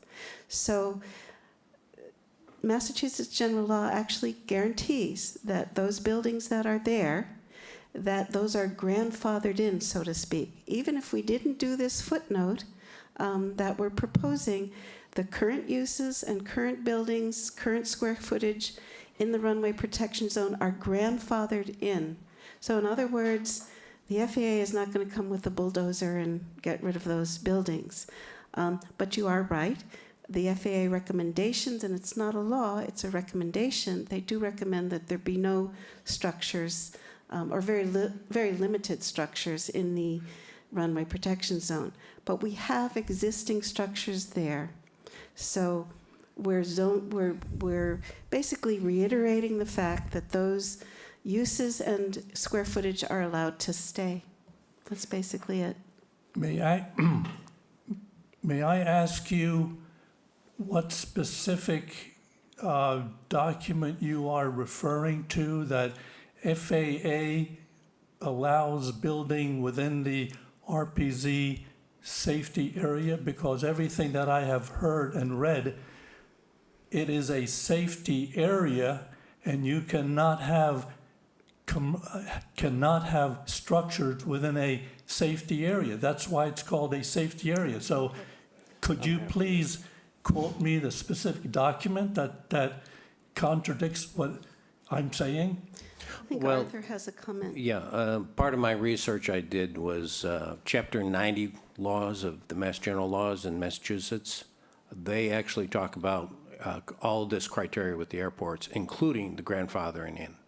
So in addition to what the FAA says, that you can grandfather these sites and these buildings in, so does the Chapter 90 law, which specifically relates to airports. Yeah. So I'll be happy to, if you reach out to the community development, I'll forward them this Chapter 90 law, which I downloaded, and you can see the specific criteria in there. And I think, if I could just also comment too, the FAA recommendations for compatible land uses within runway protection zones is a document, I believe it was published September 12th, 2012, the most recent iteration. And I don't have a copy of that document in front of me, but it's probably available on the Airport Commission website, or we can make it available through the Community Development Department. And it's simply recommendations for compatible land uses within runway protection zones, recommendations from the FAA. It's not law, it's their recommendations. Okay. I am not an expert, but I will, I'm sure that they are listening to this, and I'm sure they will be probably making comments on your comments. Thank you very much for your Yes, time. thank you so much. Maybe we could take one more comment if there's it is almost. Madam Chair, there's 3 folks with their hands up online. All so right, if we did could- want to start our regular business at 5:45, but we can take a couple more comments. I think the board is inclined to take, so we'll do that. So maybe Katie, if you can help me. Sure, I see Michael Thompson. All right, Dr. Thompson? Hi, thank you very much, Madam Chairman. You know, the one or two points have already been made, but the RPZs used to be called safety zones. They really should be called danger zones. But unfortunately, I see nothing in your proposals that actually improves safety for people that live or work or drive in those zones. However, your proposals allowing redevelopment would actually violate the grant assurances made not to zone anything. Those are made by the town every time they take money from the FAA. So those grant assurances have been violated over the years, and I consider you're continuing to violate them. Another point that was just made, the airport has been and continues to try hard to introduce poor visibility landings. These would extend the RPZ by 700 feet further, and increase the area to 49 acres. What do you think that would do to West Chatham? So I will leave you with those thoughts. Thank you very much. And we could take maybe one more comment? Katie, do you Madam see Chair, I think we've only got 2 more hands up, so if we could Take 2 just more David comments? Bixby. Okay. Yeah, it's David Bixby, West Chatham. My comments are very short.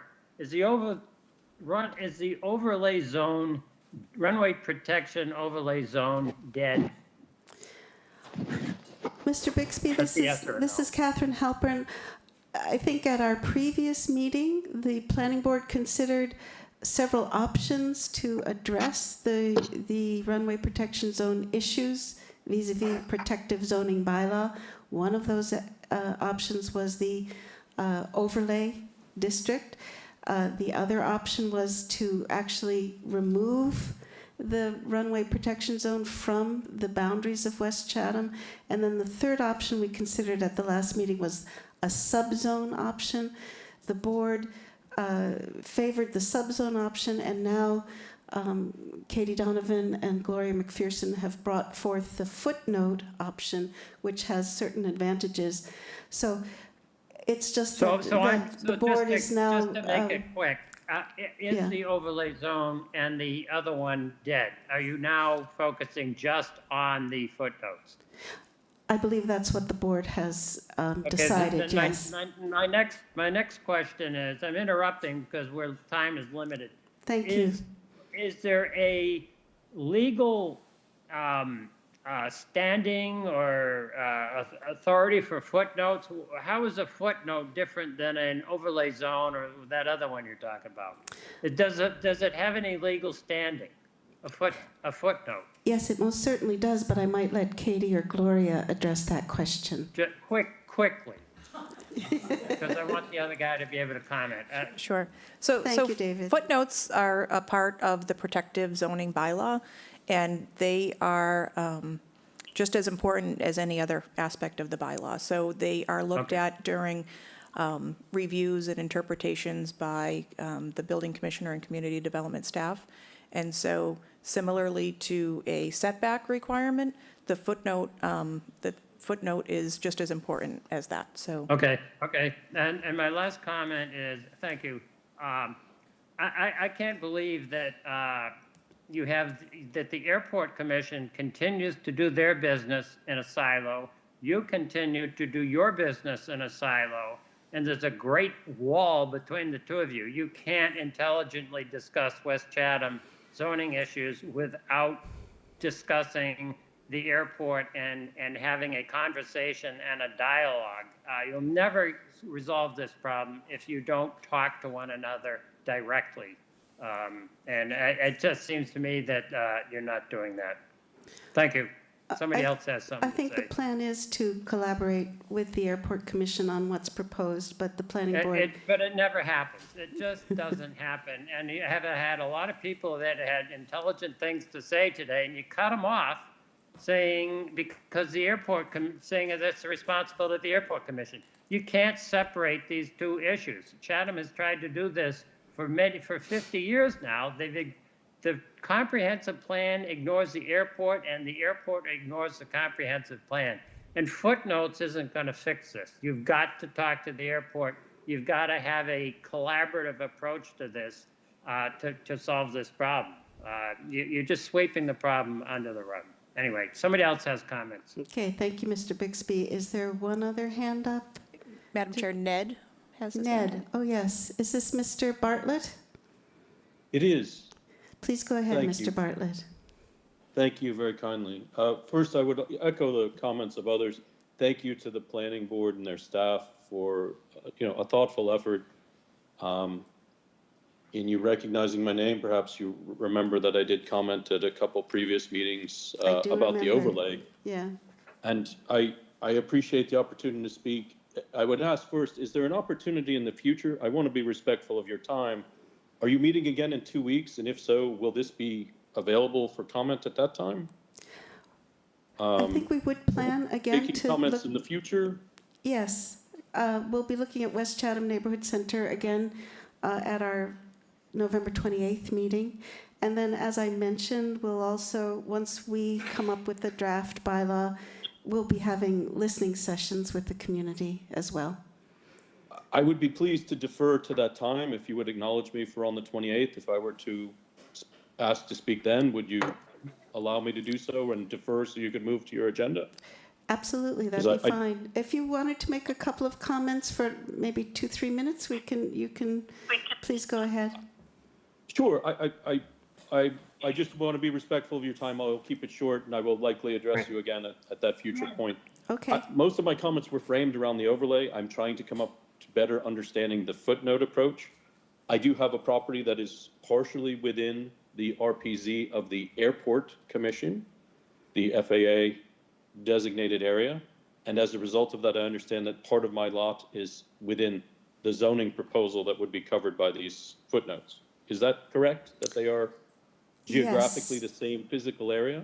Yes, yes, The the same consequence of a physical split area, lot. yes. Right, I realize they have different legal import, but the physical, what is the consequence of a split lot in your footnote approach versus the overlay? Is there a succinct, or should we explore that at Katie a or different? Gloria, do you want to comment on that? I think, I'll just comment that I think the footnote approach is more specific about what can happen in a split lot, and I think offers some advantages in that regard, whereas the overlay district did not specify at all what could occur in the split lot. I agree, there was great, I mean, I literally have what might be, I haven't run it through GIS. I've received a print from some folks working on behalf of and with the airport, and it might be an area of 20 feet out of an acre and a quarter.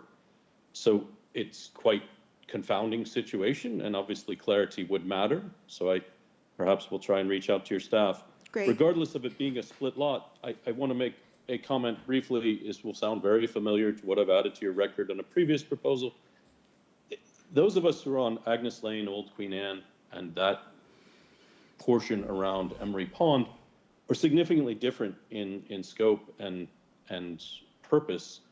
And I would appreciate your continued effort to make that distinction. I realize you don't necessarily want to hear or have comment relative to the RPZ from an FAA perspective, but I think you would agree there's no obligation to act with zoning. First of all, there's not a legal obligation.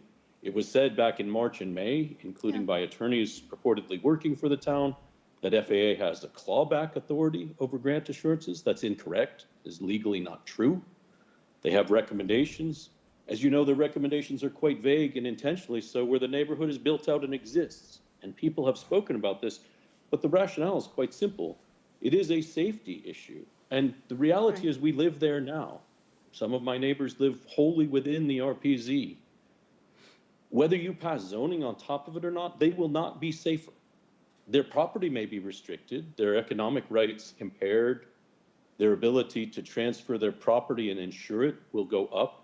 Their mortgages could be called due as a result of this change in zoning by the town. All of those are impacts that have happened around these kinds of designations to property. But the one thing that is quite certain to me is no one will actually be safer on the ground. Nothing will change. And that's a very big concern to me, to economically impair folks, and not just myself, but these are a neighborhood of residences. We have not changed the use. My family is now on its third generation in this property. There's been a single family residence there. There remains one. A portion of our lot that's not improved with a home is within the current RPZ. The entirety of my property could be in a future RPZ. It's very unlikely it will be in a lesser amount, though I understand your point and accepted that that's not in your purview. Unfortunately, the people whose purview you're pointing me to only want to look at it expansively. They won't speak to me as a commission or individuals. I can't get a select person to speak to me. So I'm not with redress other than to raise these issues that you have no obligation to act. You have an obligation to consider it, but you've been misled as to the legal basis. Maybe not misled, that's the wrong word. It has been overstated and oversimplified as to the legal basis to act here. And I would say that those of us who are in a residential neighborhood that came into existence around or shortly after the existence of the RPZ and during its time, we've done nothing to offend the zoning of the town, but yet we would be put into the status of being pre-existing non-conforming lots. It won't increase our safety, but the purpose of an RPZ from the FAA is about safety. And I'm just finding it incongruous how this action helps in any way address safety. And we can pick this up another time, but I appreciate you giving me the opportunity to touch it now. I would welcome speaking to your staff before the next meeting about the footnote and split lots, but please do continue to consider that the neighborhood at one end is very different than your West Chatham Center, and I think your solution sets should be different. It may be the no action alternative relative to our neighborhood is the appropriate one, which I think is consistent with Art's research. I believe it was a gentleman by the name of Art or Arthur, that most towns don't have zoning in this regard where the neighborhood already exists. And that's very consistent with information and action by the FAA and other locations, which has led to the comment you're receiving from others about displaced thresholds. I know it's not in your purview, but when you talk about zoning that reflects these FAA standards, I think that's why people keep trying to bring it up to the town, is that there are other solutions about where the RPZ resides. I respect that only zoning is before you, and I accept that. But please understand that the concern is these are safety areas, but this zoning proposal will do nothing to affect and improve safety on the ground at all. But it will impair the insurability of my property, the transferability of property, the value of my property, and depending on what your footnotes now mean, potentially the developability of my property. And I encourage you to please continue to be very considerate about that and continue to be thoughtful about it. It is not necessary to do this. I'm not sure it's prudent to do it. I'm not sure you have a good legal basis for it. And I say that to be supportive of solutions, not to be combative. But I ask you to continue on this path of deeply exploring this, and please consider our neighborhood and existing neighborhoods distinct from proposals of redevelopment on the other end of the airport. They are really, truly distinct problem sets and solution sets. Thank you again for the opportunity to make these limited comments today, and I look forward to continuing to work with the board in the future. Okay, thank you, Mr. Bartlett. And I think we can consider that at the next meeting, certainly consider the differences in the two ends of the runway. And also, if you would like to speak with community development staff, I see nods from Katie Donovan and Gloria that they're more than happy to meet with you and I'd be look most at your welcome concerns. to that opportunity. All right. Because I certainly want to stay educated about what you're trying to solve with this and how it affects it. And I want to emphasize, if I may, in deference to you, this is not NIMBYism on my part. Being a property owner is not my only interest here. I want compatibility inside the town, and I appreciate the thoughtful effort you made in not just putting this up as proposed previously and the engagement you're having here. So thank you again for that thoughtful consideration. Please know that some of us come to you because I can't get an open door to explore these issues anywhere else so far in town. I have not been able to secure a meeting with a select person or a commissioner at the airport. I hope to still do so, but that has not happened. All right, thank you, Mr. Bartlett. And Thank you for your time and consideration. I think Katie and Gloria will be happy to meet with you. I think in view of time, we should probably move on to the next session. Again, I do want to just comment that the planning board bylaw has certain purview, certain authority, certain areas we can act on. It's not that the other issues that you've brought up are, we're not saying that those are not valid issues that need to be considered. It's just that for whatever reason, by law, this is not the arena where we can address those issues. Yes, so what the planning wholly board can agree with act that, on is zoning bylaw. Mr. Bartlett, we do need to move on to our next section of the meeting. And that's why I directed And my point. Katie Donovan, did you want to say a 5-minute break?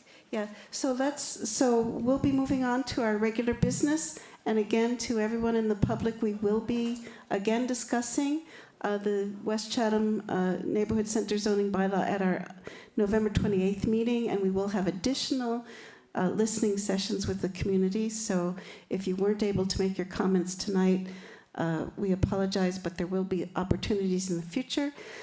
Let's take a 5-minute break before we move on to our regular business agenda. I will ask the planning board to mute your microphones during the break, and just a reminder that we should not be discussing any business during the break time. Okay, thank you.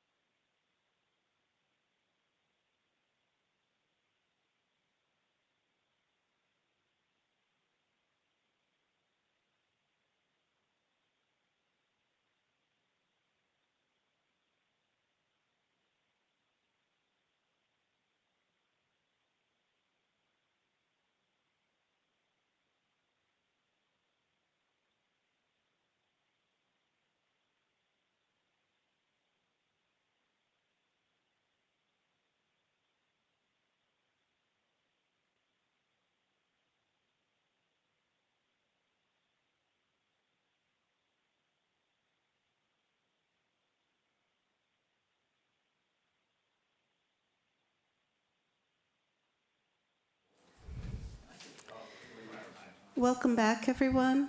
We've just had almost a 10-minute break. We have ended our working session for the planning board on long-range planning, and now we'll begin our regular business meeting. The first item on the agenda for our regular business meeting is the minutes from the October 24th planning board meeting. Can I ask if anyone has any amendments or additions to the minutes as presented? If there are none, could I have a motion to approve the minutes for the October 24th meeting? So moved. May I have a second? This is Warren Chain, I second. Let's do a roll call vote. Bob Wirtschafter? Yes. Art Spru? Art Sprue, yes. Warren Chain? Warren Chain, approve. Bob Dubus? Yes. And this is Catherine Halpern. I also approve the minutes for the October 24th meeting. Next item on the agenda is an approval not required for 34 Scattery Road, and Thad Eldridge is presenting. Good evening. For the record, Thad Eldridge, East Southeast, here representing the Michael D. Ford, the trustee of the 34 Scattery Road Nominee Trust. We have an oversized lot in the R40 zoning district. We're proposing to take a substantial chunk out of it, leaving an oversized lot behind. Parcel A, which is about 15,000 square feet, will be conveyed to the abutting property for building purposes, leaving a 62,000 square foot lot on a public road. Okay. If there are any questions, I'm happy to answer them. Great. Any questions from the board for Thad? Seems pretty straightforward. Art, do you have a question or comment? I just didn't see a note that we usually ask for. The above endorsement is not a determination of conformance with zoning regulations. If you could add that. Appreciate it. It's not in your regulations, and I'd prefer you sign the plan this evening. I know that Sorry? you asked for it, but we have a conforming lot here. We have a parcel A that's been noted that Right, it but is this non-conforming. is a planning board endorsement, and what we're saying is that this is not an endorsement of zoning. This is perfectly acceptable in the A&R handbook to request this and have it placed on the plan. And that's what I'm asking to have done. And I would prefer it be endorsed, or we'll take it to the town clerk tomorrow. It's up to the All right. board. It's up to the board. All right, we do usually add that comment, but if there's any other comments from the board, otherwise I would ask for a motion to endorse the approval not required. I move to endorse. Is there a second to that motion? Warren Chain, I second. All right, Bob Wirtschafter? I approve. Art Spru? Art Sprue, approve. Warren Chain? Warren Chain, approve. Bob Dubus? Bob Dubus, approve. And this is Catherine Halpern. I also approve that we Thank you much. endorse the A&R as presented. Thank you, Thad. All right. Next item on the agenda is a preliminary review for a subdivision plan at 50 Stetson Cove Lane and 75 Stetson Cove Lane Extension. And Dave Clark is presenting for this preliminary subdivision plan review.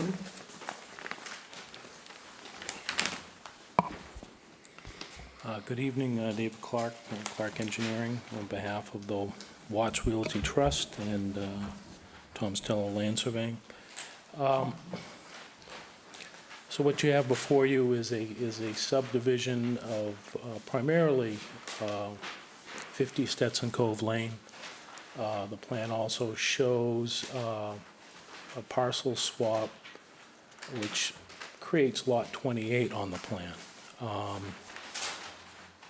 We probably will not be moving forward with this, given what happened last week at zoning board and the building inspector, or the building commissioner's determination on another lot swap we did on Stage Harbor Road, where it was the opinion that the lot swap created a lot that's out of compliance and required relief from the zoning board of appeals. So rather than moving forward with that and encumbering 75 Stetson Cove Lane with possibly a cloud on the title, we're going to remove that from the subdivision. But I do have revised plans. I expect we continue this to the 28th to discuss the revised plan. But I would like to speak with the board about our primary goal is to waive road construction. In my narrative, I outlined the history of this subdivision, both Stetson Cove Lane and Stetson Cove Lane Extension.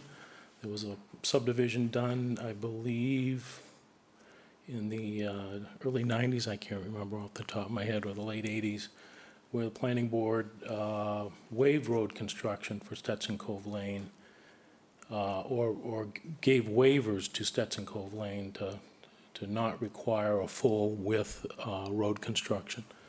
And if you've been out to the site, you'll see that Stetson Cove Lane Extension it certainly is not constructed to planning board standards. All those waivers were granted by the planning board 30-something years ago. The result of this subdivision doesn't create any additional houses. There are 3 dwellings on the property now. When this subdivision is done, obviously, the house, 2 of the houses have to be removed. And it's the intent of the Watts family to only construct 2 houses where there's 3 now. So there won't be any increase in intensity of use. In fact, the lots will not have the requisite upland to have guest houses. So they will be restricted by the zoning bylaw to 1 dwelling to each property. So for those reasons, we believe that this warrants your consideration to waive road construction. In that, again, we're not creating any additional dwelling units from what's there now. And the planning board did grant waivers for road construction when when these lots were initially laid out quite a few years ago. But you're going to be bringing us a revised subdivision plan on the Yes, I have it 28th? here, and I'll pass them out so we can You discuss pass it them at the next meeting. If you want to see them right now, that'd be Yeah. fine with me. Yeah. Madam Chairman, Look at this. I know this property quite well and the area quite well. Yeah. There is a subdivision road that leads you to this lane.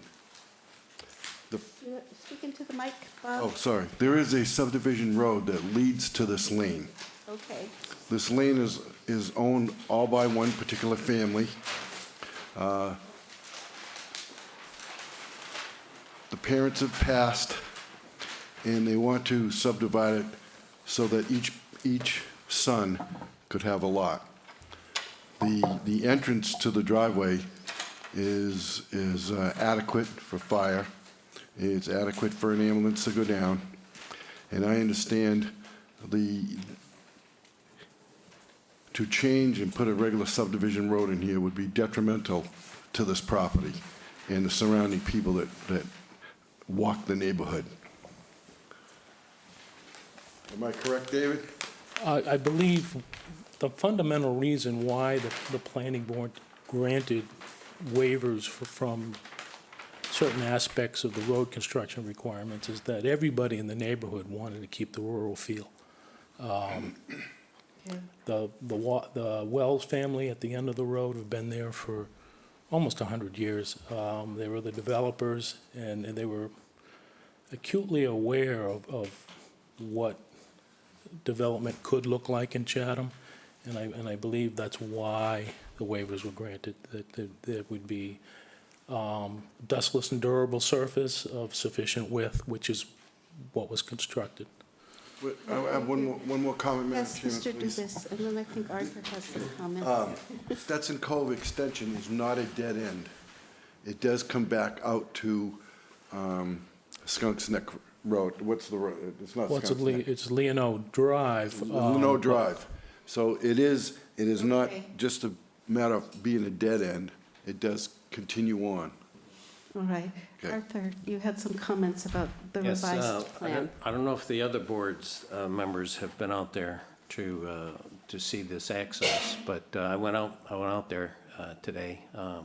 The access to this property, in my opinion, is a drive, which is extended to another driveway, which is extended to another driveway. This is essentially what I observed. I was lucky I could get my car through there. I could barely get a single car, a regular vehicle car through there. I can't imagine getting emergency vehicles to access these properties in the back there. I know, Bob, but, you know, this isn't even close. I mean. Yeah, I think you were on the wrong road. It says that it's a 12-foot lane. There's no way sections of it are 12 feet. So I'm a little bit concerned about that. And when I was looking at, you know, the subdivision control law, this is essential. And essentially, we are allowed as a planning board to deny endorsement of this if there isn't a safe, accessible way, okay? And that's really the issue here. And that's what we have rights to do this when a subdivision comes before us. So I'm concerned that the precedent that this sets, I know that this has been around forever, but this is now a subdivision of property, and I think this needs to be revisited, because essentially, we're not providing for safe access for emergency vehicles and everything else. A single lane doesn't do that. The minimum, the absolute minimum that we have in our regulations is 18 feet, whether it's gravel or paved. Arthur, Yeah. we've approved Sears Point Road, exact same situation, more houses, not less houses. These houses are here, and only the people that live there are gonna travel there. So we have supported Sears Point Road, which is 11 feet at the most, okay? That's about what you have here. So we're not setting precedent. Yeah. We've done this already. Yeah. And I do not. We do that recently? I do not want to see an 18-foot road here. This is no. This is one of those points where I'm going to say no. I think it has to do with safety though, Bob, and I just don't see how an emergency vehicle can make that. I don't see how a fire truck can get down there unless it starts to tear off every piece of vegetation that it's traveling down there on. I told you, I drive my trucks down there. I would be advisable to see trimming Yeah. and widening the road a little, but I'm totally against this. This is not in the context of this area.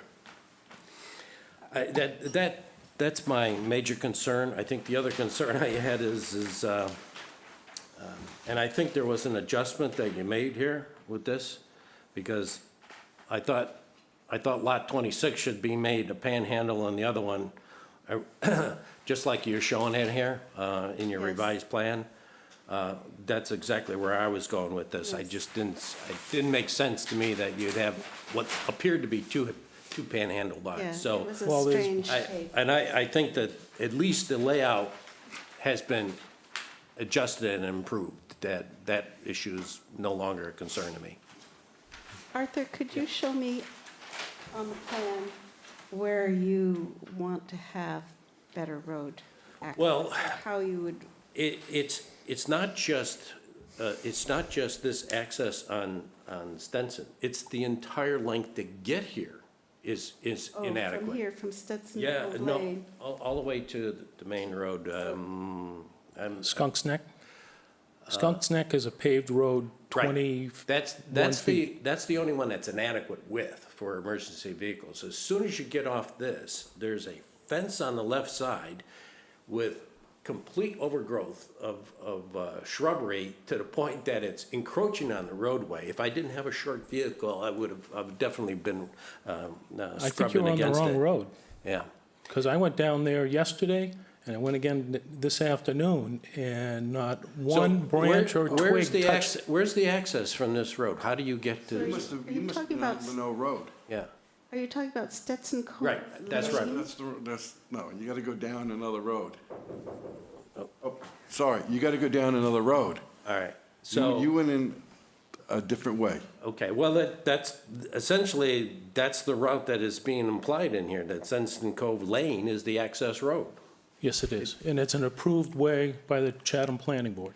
I understand, but you're filing a subdivision, and we have a right to actually look at the way that you're asking for this subdivision is a of adequate means, okay? For no new houses, basically. It doesn't matter. It doesn't matter. A subdivision control law says that that is something that we should take into account. And so did the last planning board. Yeah. It doesn't matter. It doesn't matter. You're filing a new subdivision, and this is one of the major criterias under subdivision control that we as a board need to look at, all right? Now, if there's a different way to get in here, Bob, okay, I'll take a look at it. But I'll pick you up. yeah, but it wasn't on Stenson Cove Lane, I tell you that. That's the wrong one.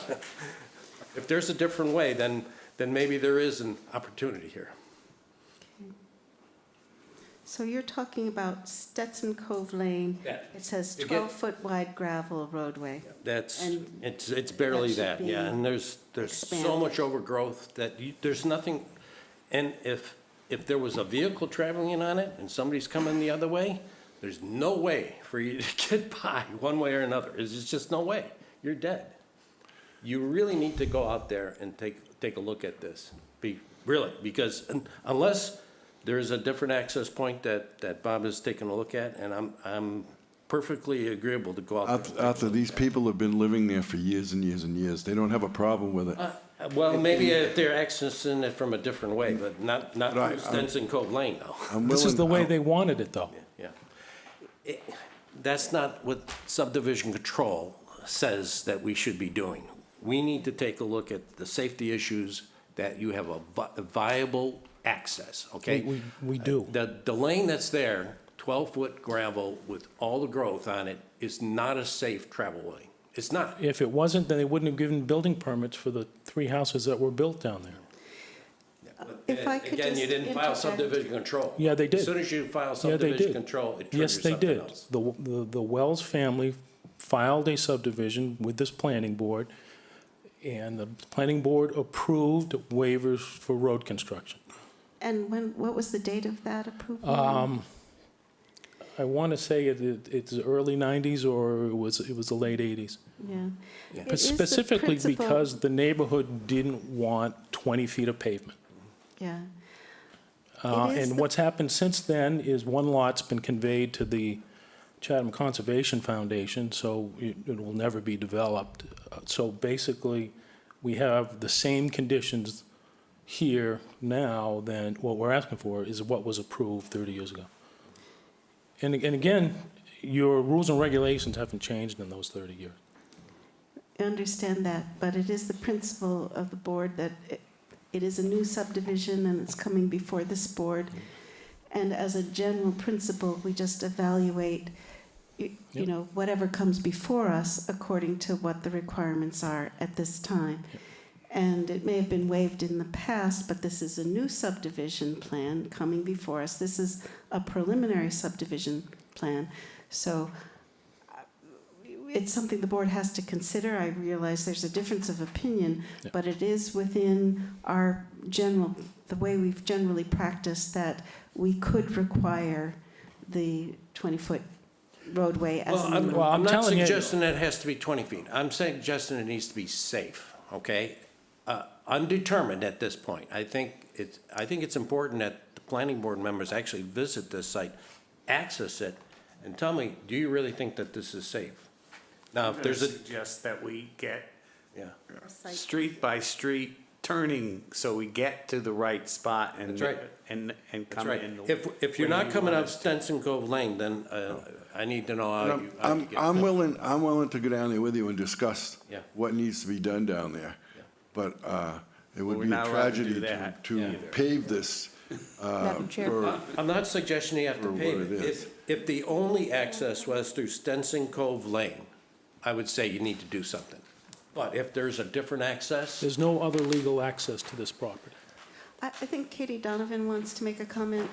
Madam Chair, I think it would be beneficial if the board would schedule a site visit. Yeah. I for think every- that all would be a good together. idea, too. I'll work Yes. with you to do that. I think that would be beneficial if the. And also, yeah, like, you should take representative. a look at the comprehensive plan where it calls out that town should look to Yeah. keep I'm the not rural saying it character of shouldn't be neighborhoods. worked on. right, yeah. Okay. I'm just saying, Yeah. if you're gonna require 20 feet of pavement, they'll probably scrap this and just I'm- do a condominium. I'm not suggesting 20 feet of pavement. I'm asking for something that's, something to improve safety so you can get emergency vehicles in there. That's all. Well, emergency vehicles can get down there. Okay, so we'll schedule a site visit. can. Again, this is a preliminary review of the subdivision. Obviously, there's a question. We're going to schedule a site visit, correct? So we're going to answer that question. I think we should postpone this to, Yeah, till after a site visit. How's that? But I should ask if Warren or Bob Wirtschafter have any other comments or questions for Mr. Clark. And then we will continue this to the 28th. And well, as long as we can schedule a site visit in between now and November 28th. Yeah. that's like a month and a half. I'm not sure we need a site visit. We just need, each of us needs to go there, but know what the right access roads are.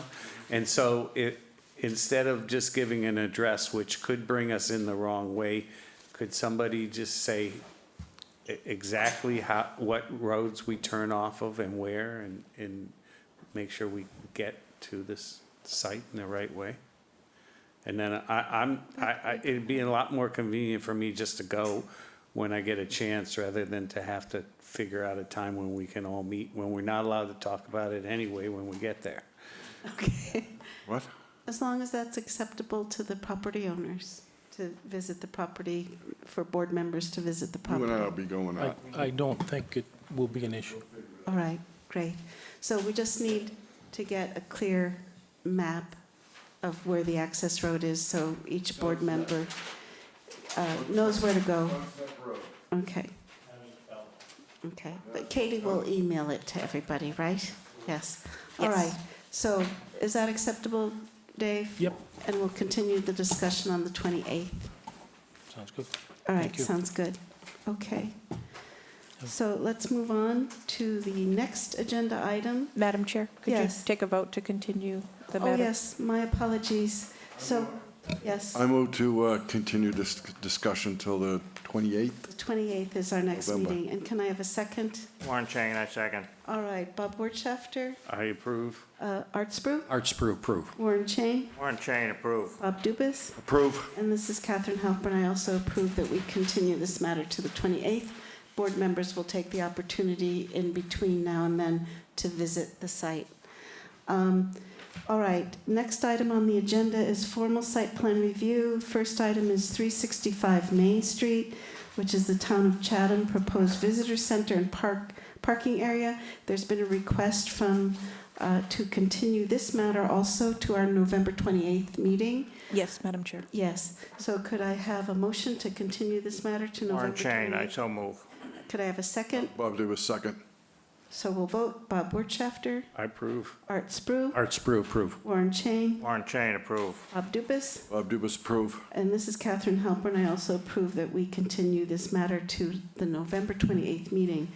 Final item on the agenda is 128 Training Field. This is a project for the town of Chatham that's being done by Weston and Sampson. This is for the water treatment plant, and we have someone from Weston and Sampson to present. Could you kindly introduce yourself? Yes, hi, this is Justin Gould with Weston and Sampson, Great. joined by Please go. Aaron Guasaloca. Yes, please go ahead. So I think I was going to share my screen and just walk through a couple of the submitted plans. Thank you.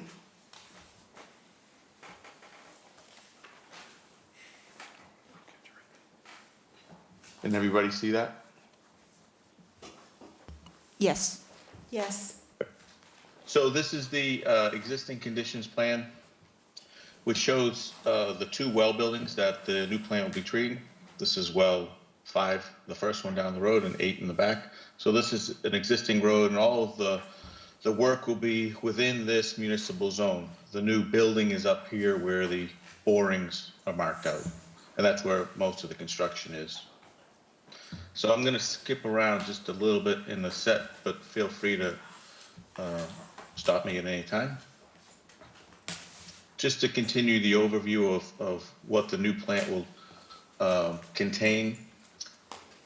it's difficult to see on this scale, but this is the water line that comes up from the existing well. So we'll be intercepting that existing pipe now and bringing it over into the new plant. So this is the influent to the plant, goes through the treatment processes, which we'll show in a minute, comes out into this serpentine, large diameter. It's a detention time for chlorine disinfection. And then it exits the site via a new main, back onto the street, ties into the existing main on Training Field Road. Some other elements that we have, there's a sanitary sewer line that exits the plant and goes into a tight tank on site. It has provisions for a gravity sewer that's built out to the street for connection to a future gravity sewer line on Training Field Road. But in the interim, it'll be a tight tank located here, and I know that's one of the conditions noted on the agenda. So the electrical comes in on the other side from Training Field and to a transformer, and then into the plant on this side. We have potable water and fire protection into the new building over here. So I will jump up to the drainage. A lot of the site is pervious material, so we have a asphalt apron at the new curb cut here, and then it's gravel roadway and gravel parking area on the south side. In the rear is a asphalt paved area, and the main reason for that is that's where delivery trucks will be doing most of their work. So that is the main paved area on the site. And then it transitions back into a gravel road again, the apron that drops down and connects into the existing road that goes down to the wells. So what we've created is sort of a loop around, and I'll show in a second how the truck traffic works there. They can basically enter the property through one of the entrances and leave via the other. That's for large tractor trailer deliveries of chemicals or whatever that they are getting. The drainage is an infiltration concept. So most of the water, the runoff, is captured in these infiltration trenches that you see along the perimeter. And there's also one on the west side of the building to infiltrate that into the ground. The one area where we do have some runoff where the grade drops off to connect into that road, there will be some sheet runoff there. So we've provided a hardened riprap area down in this corner to mitigate any erosion control. But the natural flow is down to an existing drainage swale that follows then the road back down to those existing wells. So runoff will follow that, continue to follow that pattern, whatever does leave the site. A couple other notes, there's a generator pad here that we work around. Yeah, I think that I'll just touch on the traffic, on the vehicle looping that I described earlier. They can go in and out via either one. Again, this is all existing now, so we'll be tying into it off the street down there. The building itself, this is a rendering of the building. It's typical of the other existing treatment plants within the town. So mainly brick construction, limited windows for some natural lighting, asphalt shingles, gable end, fairly standard for what you see around the town for the other buildings. In this rendering, all of the gray area is actually underground. Half of it is backwash storage tanks, and the other half is a depressed area for some of the treatment vessels that will be going inside.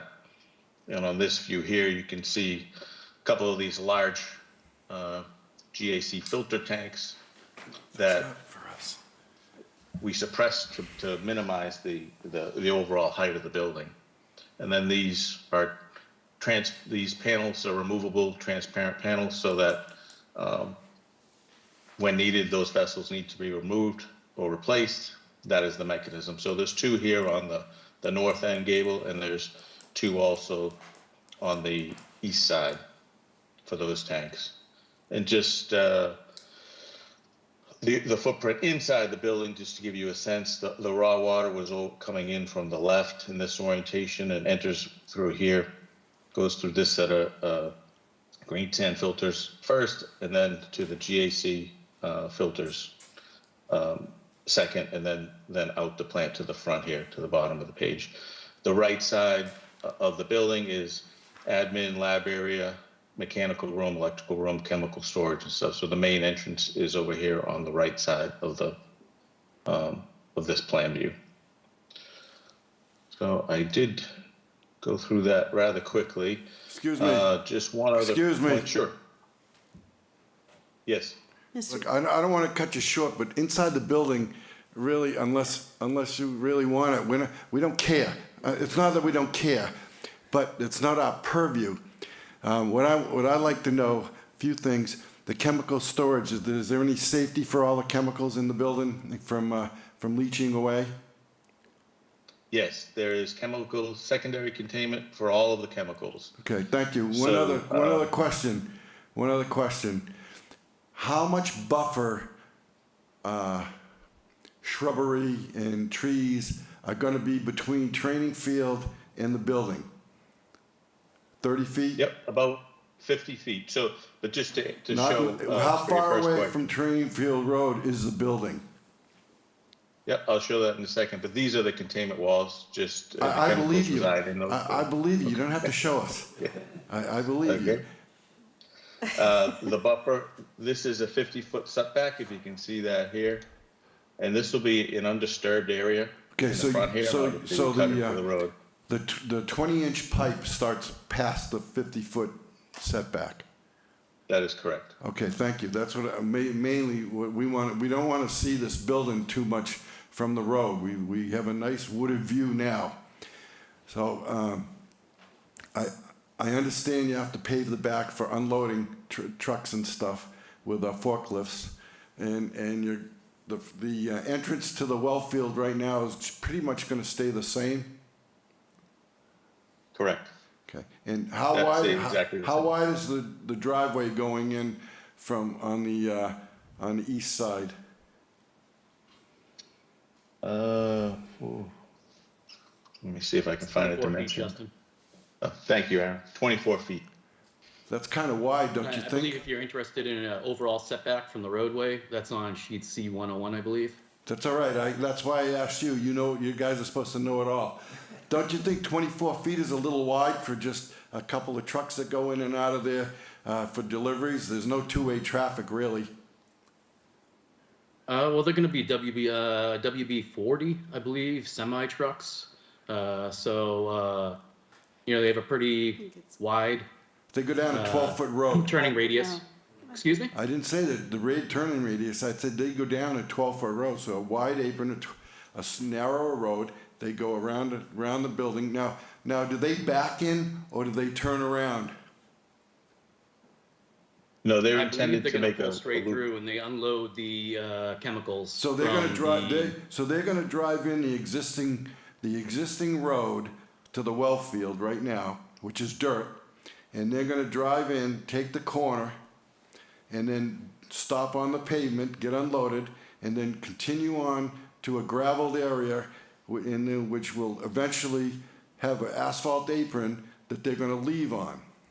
So you're telling me that a 24-foot road is sufficient when I'm telling you that I would think an 18-foot road would be sufficient, maybe a little more in the unloading zone, but I think you've overbuilt the driveway, so we're going to look like we're looking at a subdivision road going down there. Well, I believe that the preferred entrance will be the new curb cut to Training Field Road. And the 24-foot width was what was requested by, I believe, Tom Temple. He's the highway So surveyor. we worked through this design with them. I'm just telling you that when that truck comes around the corner, nobody's going to be in his way. So a 20-foot, there's going to be no cars. They'll be parked. I just think that it's a little much on the asphalt So when we go by, we have to look down this highway into the woods. That's my opinion. It would work with a 20-foot road. Okay. Did you have more It's also points going you to be wanted heavily to present? shielded with vegetation. I'm sorry. No, I'm just going to ask you if you have more points to present, or if I can take more comments from the board.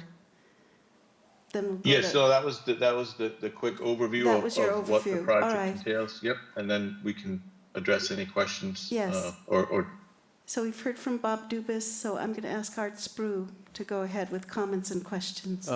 Actually, I thought the plan looked real good, Bob. It certainly is wide, but I was looking at other aspects of it. I'll leave your points to, they're still applicable. I want to compliment you on your stormwater management, your trench drains, our trench drains. I appreciate that. You upgraded your details. You put your slopes at 3 horizontal, 1 vertical. You don't have to worry about real steep slopes, so I appreciate that. It's all the things that I have been commenting on in the past, and I think you've applied it to this site. I have no comments. Great. I think That's it's a good great. plan. I just think Yeah. It's a good plan. one Yes, area great. could be. Bob Wirtschafter? Yeah, I guess the only thing because I go down that road quite a bit, it will be a shock to see a 24-foot gap in there. Is there any way you could make it a little bit curved so you don't actually view the whole 24-foot? Ain't gonna work. No? No, it won't work. Well, it's 24 foot and they got plenty of room Trailer to. truck doesn't want to do curves. It wants to do straight. But Well, I'm not saying put it. have enough room. It just. I'm just saying the come road in, going out could come be- in at an angle and then go that way, so you're not, it's not just a straight cut in. I mean, I don't know if I think they're right up against the property line. Am I correct? I was Yes, you thinking, can I was see it thinking down of here. moving it, north, I guess, up, the opening and just have it come around the building in that way. Just so you're not looking straight up the shot. But this is outside my purview, so I'm not gonna. They put it right against the property line too. So Warren, Well, do the you- challenge with that is it's such a short distance for that driveway that any sort of curve in it won't be safe. yeah. It would become a safety I issue. agree. I mean, I don't have the technical knowledge that Arthur does, but just looking at it, I agree. It needs to be safe. I would feel more comfortable. I know you don't like it, but I feel more comfortable with the wider, the way you've done it, because you are talking about larger vehicles. Warren, do you have? Yes, any Warren Chain. comments? I don't have any comments to add to what's been All right. offered up already. All right. So if there's no more comments, I think if the board is inclined to approve the formal. I move to approve the site as presented. All right. Do I have a second with the conditions, which are standard conditions that staff has included in the staff report, the standard 3 conditions? All right, second, All right. So let's do a vote. Bob I Wirtschafter? approve. Madam Chair? Could you yes. just want to see if there's any public comment. Oh, my apologies. Yes. Before we go to vote, there is a motion on the floor, and the motion has been seconded. But before we go to vote, I'll ask if there's any public comment on this project. And do you see any hands raised by virtual participants? I think everybody would like to have safer drinking water. Yeah, definitely. So if there's no public comment, we'll continue with the vote. Thanks, Katie, for the reminder. I approve. Wirtschafter. Bob Wirtschafter approves. Art Sprue, Art Sprue, approve. Warren Chain, Warren Chain, approve. Bob Dubus. Bob Dubus approve. This is Catherine Halper, and I approve the plan, the formal site plan as presented with our standard 3 conditions as included in the staff report. And thank you both. It really was. Yeah, thank you, gentlemen. You did a good job on it. Yeah, I just busted your butt a little bit. Yeah.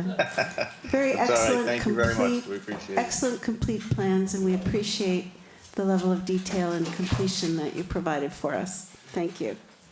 Thank you. All right, so that was the last item on the agenda. I have no comments. Before we adjourn the meeting, I will just ask if there's any additional public comment on any matters that were discussed this evening. And if there are no hands raised, I will ask for a motion to adjourn the meeting.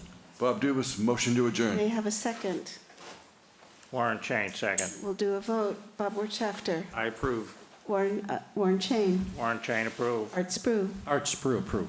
Bob Dubus. Bob Dubus, approve. And this is Catherine Halpin. I also approve that we adjourn tonight's meeting. We can note the time. I can't see the clock. As 6:45. 6:46. Okay. 6:46. Thank you, everybody, for participating, and enjoy the rest of the day.